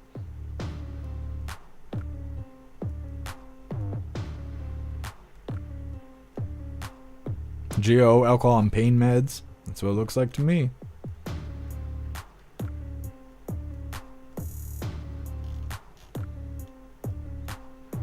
Easy pass. Isn't she the oldest person in Congress? How old is Mitch McConnell?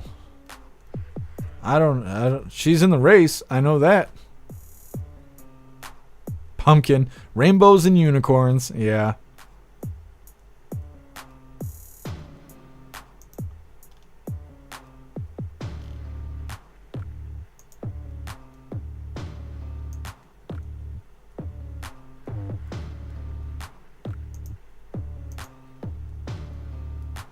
Show. Trump's going back on the H-1B visas. Who would have thunk it? Oh, I haven't seen anything about that. I seen him saying that he's for it. I seen him asked if he was for it. He said yes. They asked him if he has always felt that way. He said yes, and that's all I've seen. I haven't seen anything contradicting any of that. Dean, hubby, get the hammer. That's right. Hammer time at the Pelosi house. Only on the weekends. Donald, apparently evil never dies. I don't know, according to the funny video we had a couple days ago, if you're mean enough, you live forever. Dean the P loser. Mm-hmm.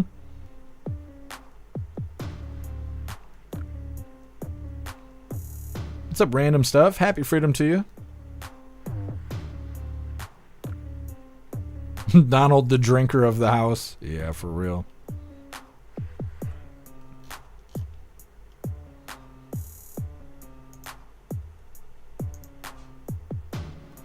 Zero Nadler might be the oldest. Could be.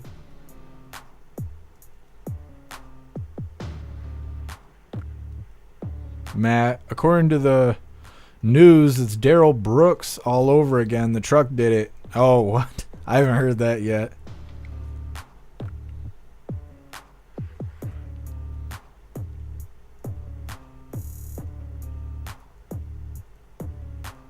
What's up, General Chaos? Happy freedom to you. General Chaos, Nancy is actually only about the 8th oldest, dear Lord. Chuck Grassley is currently the oldest. How old is Chuck? This is why we need term limits. When you look older than death, you know, it shouldn't be that way. Hooligans Island Nadler's the Penguin. Oh, okay. He's older than Nancy Pelosi? Don't look like it. Now I'm going to be Googling shit. What's up, J-Dog? Happy freedom to you. Wayward, every article I see is about the truck and not the man. See, I see a lot of stuff about the guy. There's a lot of people that are trying to figure out what his ties to the Ukraine are, because he had that Ukraine t-shirt on in one of those photos. And I've noticed that after people started pointing out the Ukraine stuff, that they're showing a different photo of him now. They were showing a picture of him smiling, and you can see he's got like a chipped tooth or whatever, and on his shirt it says something about Ukraine. And now they're showing a picture where his mouth is closed. That looks like maybe an older photo. He looks a little younger in the photo they're using now. But I think that they're trying to get people to stop figuring out what his connection to Ukraine is. Mindy, he's 89. Chuck is 89 years old. That's why do we have 90-year-olds running the country? That doesn't make sense. Age doesn't necessarily translate to wisdom. What's up, Zeus Boot? Happy freedom to you. Nancy comes out like, welcome to Tales from the Crypt. That's right. And then she cackles really loudly. Could you imagine if she flashed you her tits? Man, have you ever thought about that? You'd just bleach your eyes until they didn't work anymore. Alright, Hooligans, we're going to get into this last news video here. It's titled, New Orleans Police Superintendent Admitted that she was unaware of sidewalk barriers. Now, this is a fairly short video. She does a bunch of yapping, so I'm going to try and cut as much of this yapping out as possible. So as you can see, on the top is the video, on the bottom is a separate piece of information. So at the top is the superintendent, that's Granny Cop that everyone's talking about. And she's listing all the things they're doing to make New Orleans a safer place. You're seeing people getting ready for the Sugar Bowl and all of that kind of stuff. So she's trying to convince reporters they've taken all these steps to ensure safety in New Orleans. And as she's doing that, they eventually bring up these yellow arches, which are archers, which is what you see at the bottom there. Those are barriers. And they ask about it, and she's like, yeah, they're up. And then they talk about them being used as like sidewalk barricades, sidewalk archers. And then she basically admits that she wasn't aware that that was a thing. Now, if I can get to pop up, see at the bottom it's going to change. It shows you those archers, but then they're going to show you how the guy got onto the road. He got onto the road by jumping over the sidewalk, going around the police vehicle, getting on the sidewalk. If they would have used these archers like they should have, he wouldn't have been able to kill those people like he did. So now we're going to get into the video now that I explained the whole damn thing, and now you know what to look for. Hit that thumbs up over on Rumble, and let's hear how stupid this is.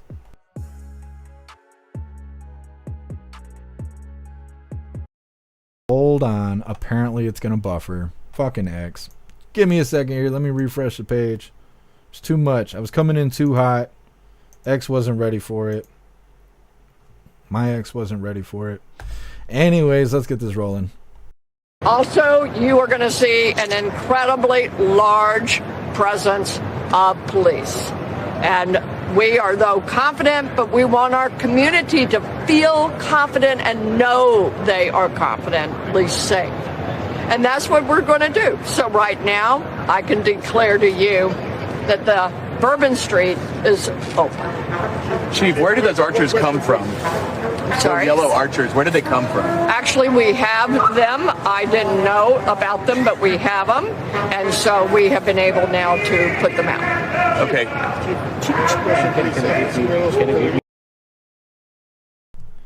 So she admits that they had this. They had everything they need to make Bourbon Street safe. And they just didn't do it. Just didn't do it. She just wasn't good at her job. And it caused all those people to die and caused a terrorist attack to be executed successfully. Good. That's great. Leave it up to the competence. Now you see how old she is, right? Younger than Nancy Pelosi. If you think that she's the only elderly person making mistakes, you'd be mistaken yourself. We got old people like that on Capitol Hill making decisions. Now, if she can fuck something up like that and have 15 people die, just think about how the politicians affect all of us and their dumbass decisions. It's kind of scary if you think about it. They could have prevented that from happening by having those barriers there. And they own them. They had them. They were available. They just didn't put them up. And now there's dead people in a terrorist attack that happened. I think that she should be held accountable to a certain degree. Maybe not criminally, because it's not like she wanted it to happen, right? But she was so fucking ignorant to her job that that was able to happen. So I think she should be removed from her position. She should probably just go retire if that's possible, or work at McDonald's where people's lives aren't put in danger. That's just my opinion, but either way, we're going to read through the chat, see what you hooligans think about all of that nonsense that we just covered. And we got our fun stuff coming up next. Yeah, Zero, my ex wasn't ready for it. Yeah. Breeze by you, she didn't know about them. What kind of lame-ass excuse is that? I don't know. Apparently they weren't worried about keeping all those people safe. Hair Juicer, I thought they were ball lords. Yeah, they didn't bring out the ball lords in that video. Breeze by you, she needs to get another job. Yeah. I agree. And in a sense, she's kind of management when it comes to police. She's a superintendent. And people died. Whose fault is it? Management. See, we were just talking about this earlier in the live. It always comes back to management. Piss poor management leads to piss poor service. What's up, Metal Mouth? Happy freedom to you. Not surprised that Mike Johnson was named Speaker of the House. He only won by 1 vote, as far as I know. We almost had Joaquin Jeffries.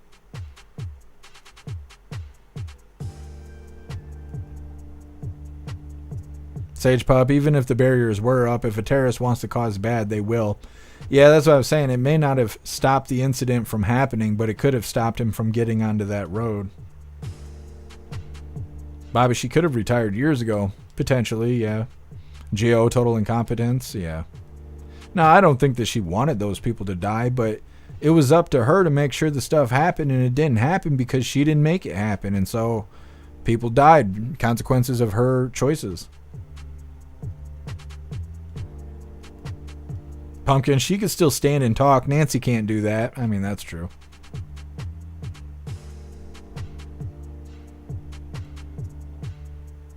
Josh, manslaughter charges. I mean, it could be. It could. They could try and pull that on her. General Chaos, at least she should be fired. I think so. General Chaos, incompetence at its finest. She should run for Congress. They'd probably elect her in.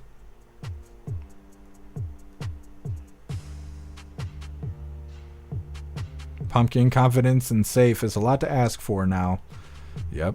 It shouldn't be that way, but it is. Done. Why are there so many incompetent, senile people in charge? Enabling. That's why. It's because of enabling. Same reason that we let young people be fucking idiots. We just let it happen. People are lazy.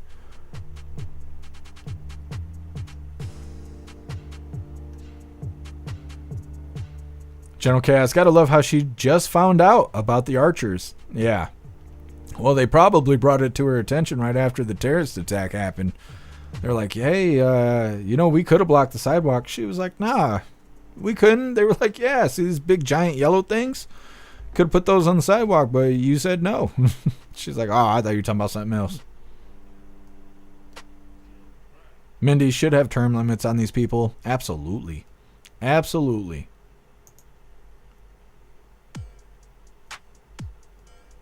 Bobby, the Vegas shooter, they're letting shit happen. Yeah.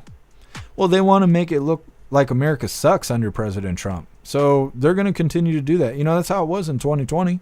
It was the same way. 2019, 2020, they were burning stuff down and all of that.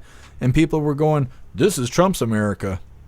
Because the blue cities weren't doing anything about it. Metal Mouth, there's a bit of a lag between my phone and the TV. Weird, but not surprising. I think the TV app is separate. It's weird between watching on a browser and watching on the app. even if you're just watching on your phone. And I think it's just because of how the software applications function. Told the carrier, terror from within. Mm-hmm. Well, when you import 25 million people, you can still say terror from within. What's up, guess happy freedom.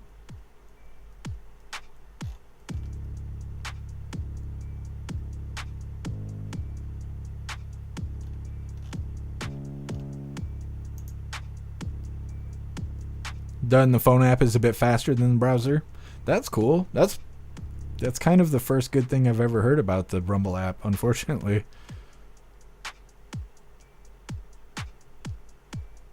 Hidu. Yeah. Let's see. Oh, it's, I haven't owned a gun in over a decade, but I'm going to get one now after this past week. Yeah, I think every American should have a firearm of some sort, legally, right? Own it legally and responsibly. Learn to use it. Don't just own it. Actually go out and use it. Like, go to a target range or whatever and become proficient with it. Because, as you could see, ain't nobody out here coming to save you. That's the unfortunate truth.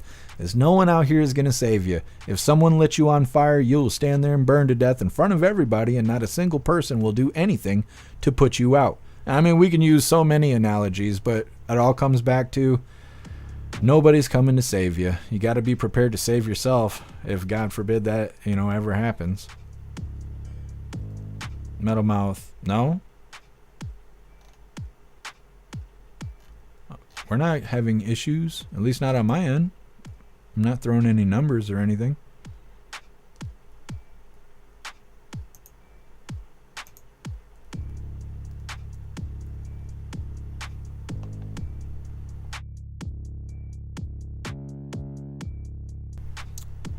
Yep.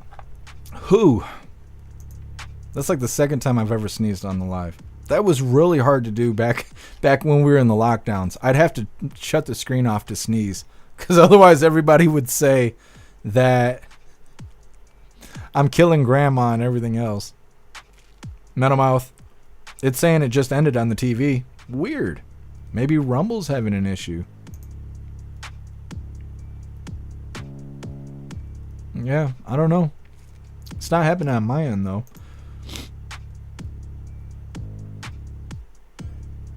Easy Pass, if you're not proficient with the firearm, then buckshot is your equalizer. That's true. You get a 12 gauge and you get some buckshot. You just hold it around the corner. You ain't even got to look. You're going to hit the target. Gio, it's all good? All right. Thank you for letting me know. Thank you, Zero. Thank you, Snooks. I mean, that's true, guess. I can't suggest that, but you're right.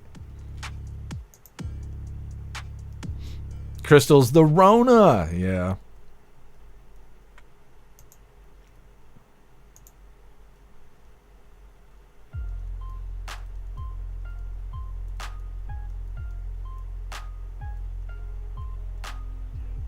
What's up, Jay Blazer? Happy freedom to you.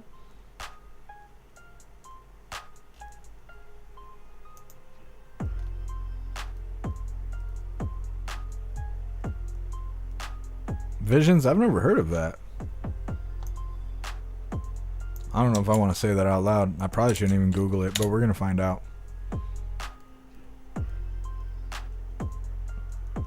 Yeah, even Google doesn't know what you're talking about.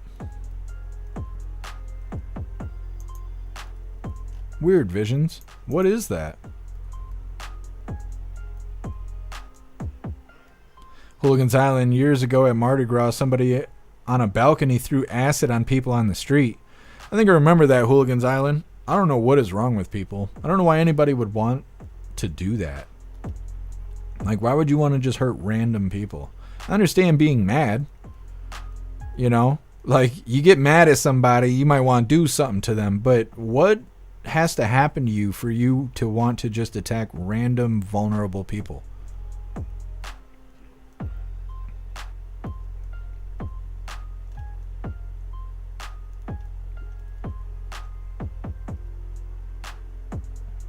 What's up, Random Trader? Happy freedom to you. Visions, I couldn't find it. I copied it and I typed it into Google, but I couldn't find what you were talking about. Dean, that's a voodoo thing? It definitely could be. Like sacrifices. You wouldn't sacrifice someone you know unless you really hate them. Easy pass, we got snow coming. I'm so sick of snow. It's been snowing hard for like 24 hours, maybe longer than that. And it's freezing cold. It's like 16 degrees outside. Pumpkin, you'd have to be a bit of a monster if you'd want to hurt people. Yeah, I just don't understand that. You know, hurting random people, that doesn't make sense to me. Guess I'm here to build self-esteem. Well, you're in the right place, bud. What's up, Turbo? Happy freedom to you. Alright, hooligans, we're going to get into the fun stuff. We got two funny videos here. First one's titled A Hooligan New Year's Resolution. And then our official funny video of the day is titled A Greek Hero I've Never Heard of. We're going to get into this really quick, but before we do, I want to remind you guys, if you would like to support the live to keep us running, you're welcome to use that Linktree link in the description in order to make donations. You can do that by using PayPal, Cash App, Stripe, Locals, Buy Me a Coffee, or you can even send crypto. Let me get this pulled up real quick. Maybe. There we go. Oh, I remember now. I remember. I always pick these funny videos, and then we get through the news, and we get to the funny videos, and I can't even remember what they are.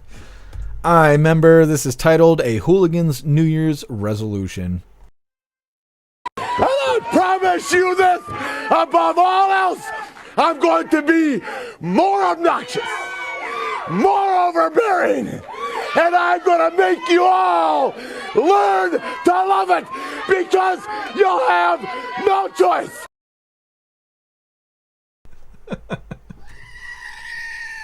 Because you will have no choice. Love that.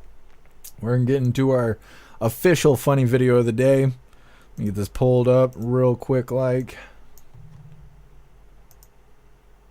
Is it this? Have you heard of... I remember. Come on, mouse. Work. I need to buy a new mouse. I keep forgetting to do that. This is titled A Greek Hero I've Never Heard of. Have you heard of the Greek hero, both of these? No. Well, he was one of the heroes to fight in the Trojan War. His story is quite similar to the stories of Achilles. When he was a child, his mother held him by the groin and dipped him in the river Styx, and it was to make him invincible in battle. However, just like Achilles, he had a weak spot. Because his mother held him by the groin, this is where he became the most vulnerable. In the case of Achilles, this was his heel. So you may have heard of Achilles' heel or the Achilles tendon, but I bet you've never heard of both of these nuts.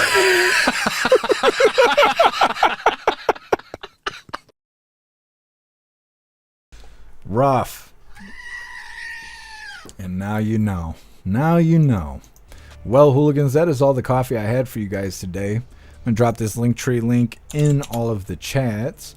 We're going to read through, see what you hooligans thought about today's coffee, and then we will be doing the Pledge of Allegiance and wrapping things up. But we'll be live again tomorrow, 1 p.m. Eastern Time, for the very next Coffee with Hooligans. And like I said, it's Free Speech Saturday, so there's no YouTube, no Twitch tomorrow. So use this Linktree link to make your way to some better platforms for tomorrow's Free Speech Saturday. There's the Linktree link where all of my links are listed. So if you would like to make donations, join membership programs, or purchase any merch, really appreciate it. All of your guys' contributions keep us running every day except for Sunday, because we got to have a day to recharge those batteries. Definitely go join Discord. Discord is our free hooligan community. It's the best way to be notified every single time we go live. The hooligans are there keeping the conversation going 24/7, and we have 2 news boards to keep you up to date with everything going on around the world. So definitely go join Discord.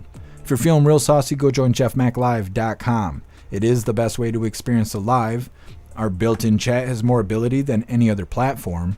You can post memes and GIFs and custom emojis and links and all kinds of stuff right there in the chat while watching the live. Our live player is currently ad-free, so it is an ad-free experience. You'll have access to Hooligans Alley, which is our own private social media area. You'll have access to the forums. You'll have access to the arcade. You'll have access to our advanced messaging system with the group chats that gives you the ability to text each other, call each other, video call each other, group texting, group calling, group video calling, and more. And like I said, 6 p.m. Eastern time today, we're going to be over on the website doing the voice chat, which is a ton of fun and a lot of laughs. So definitely go get yourself a membership for jeffmaclive.com. We're going to read through the chats really quick, and we got the Pledge of Allegiance coming up next. Thanks for being here, Breeze by You. Guess that's badass. It looks just like WAD, I swear. Thank you, Breeze by You.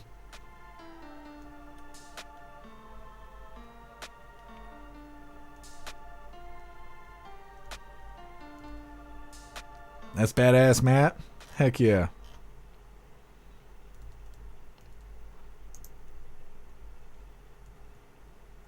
Bobby, I saw Ric Flair hella times.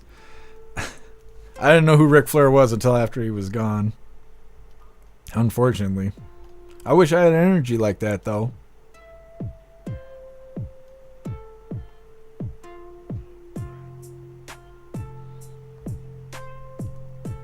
Pumpkin, that's why I don't make resolutions. Nah, I just try to be a better me than I was last year, and that's been my resolution for like 15 years now. Bobby, you saw him wrestle in person when you were a kid? I bet that was fantastic. Hey, thank you for being here, Metal Mouth. Be safe out there.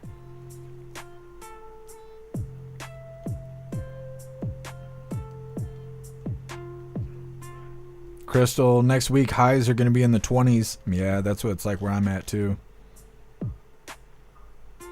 Wayward, Ric Flair's dead? Damn. Yeah, I'm pretty sure he is. Oh, thank you, Pumpkin. You're the bestest. Ha, Hair Juicer. I just started drinking, so voice chat should be a good one. Awesome, Hair Juicer. I got some twisted teas, so I'll be right there with you. Thank you, Rip Curl. You rock. Jill, Ric Flair's still alive? Really? I swear to God that I heard that he was dead, and I always felt bad about that because he seems like the man.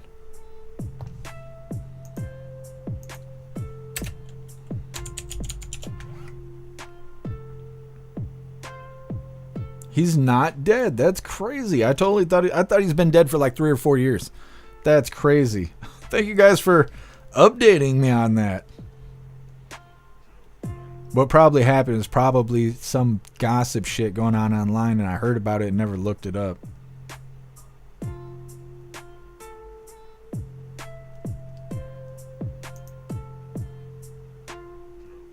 Wayward, last time I seen him, he was smoking with Tyson listening to the Migos. That's hilarious, Wayward.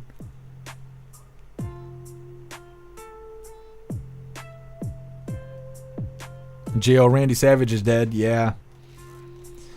Weird. Yeah, for some reason, I thought Ric Flair was dead. I was wrong.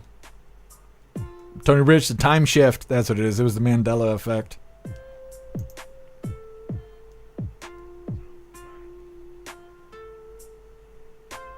What's up, Scott Johnson? Happy freedom to you. What's up, Lenny? Happy freedom to you.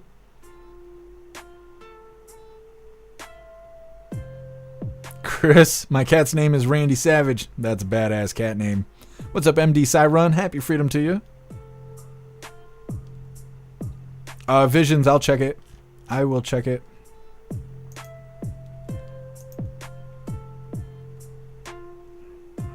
Zero, well, they said Carter was dead 2 years ago, so yeah, that's why I'm wondering if I got caught in propaganda.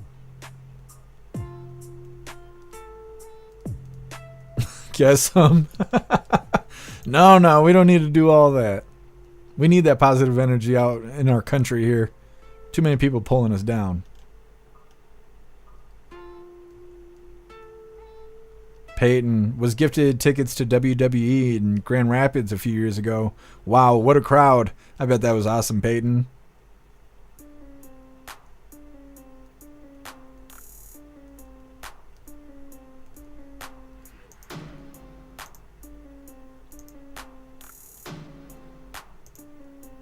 All right, hooligans. It's that time once again.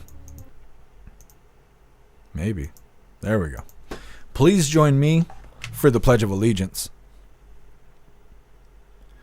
I pledge allegiance to the flag of the United States of America and to the republic for which it stands, one nation, under God, indivisible, with liberty and justice for all. Holy, that was a messy one. Klaus Daniels was making weird noises, and I wasn't sure if I was muted or not. It was a little sloppier than usual, but you'll still like it, I'm sure. Either way, we're going to read through the chat one last time just to make sure no hooligans are left behind. But like I said, we are going to be wrapping this up. We're going to be over on the over on the website doing the voice chat 6 p.m. Eastern time today. So in about 2 hours and 9 minutes, we'll be over there hanging out. Definitely go get yourself a membership. That way you can join us. And like I said, we will be live again tomorrow, 1 p.m. Eastern time for the very next Coffee with Hooligans Free Speech Saturday. So don't expect us to be on Twitch and YouTube because we ain't got time for censorship on Saturdays. So use that Linktree link to make your way to a better platform for tomorrow's live. We're going to read through them. We're wrapping her up. Hair Juicer, are you confusing Roddy Piper? No, I didn't even know of that guy until he was already dead. And I still can't say his name. I don't know who put his name together. That's one of the most difficult names to say, and it bothers me so much that I can't nail it. Every time I say it, I feel like I'm stuttering through it. He's got the roughest name ever. Roddy. I ain't never heard anybody named Roddy. He seemed like a badass, though. He was getting it. Alistair, jolly good. Love that. Thank you, Dan. Appreciate you being here with us. Thank you, Tom. Bobby the Ravishing Ric Flair. What's up, Donna Warrior? Happy Freedom. Happy Freedom, Shroomish. Pumpkin with the Hooligan Santa. I love that. Thank you so much, Alistair, for making us the Hooligan Twerking Santa. It's fantastic.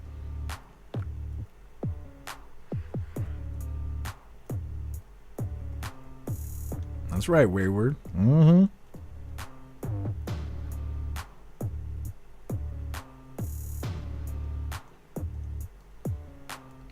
Dutton, the craziest crowd I've been in was an ICP concert at the Verizon Center. Bang Pow Boom concert. I bet it was crazy, Dutton. I've seen so many videos from like The Gathering and all of that. Hollow Wicked. It's always looked crazy.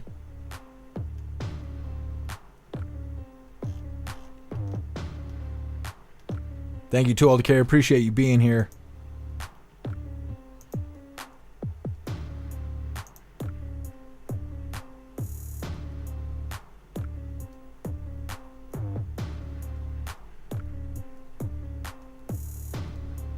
Well, good luck to you, Cheeky Chops. I hope it all works out. All right, hooligans. It looks like we are good to go. Appreciate you, Jay Spray. Thank you for being here. Thank you, Zero.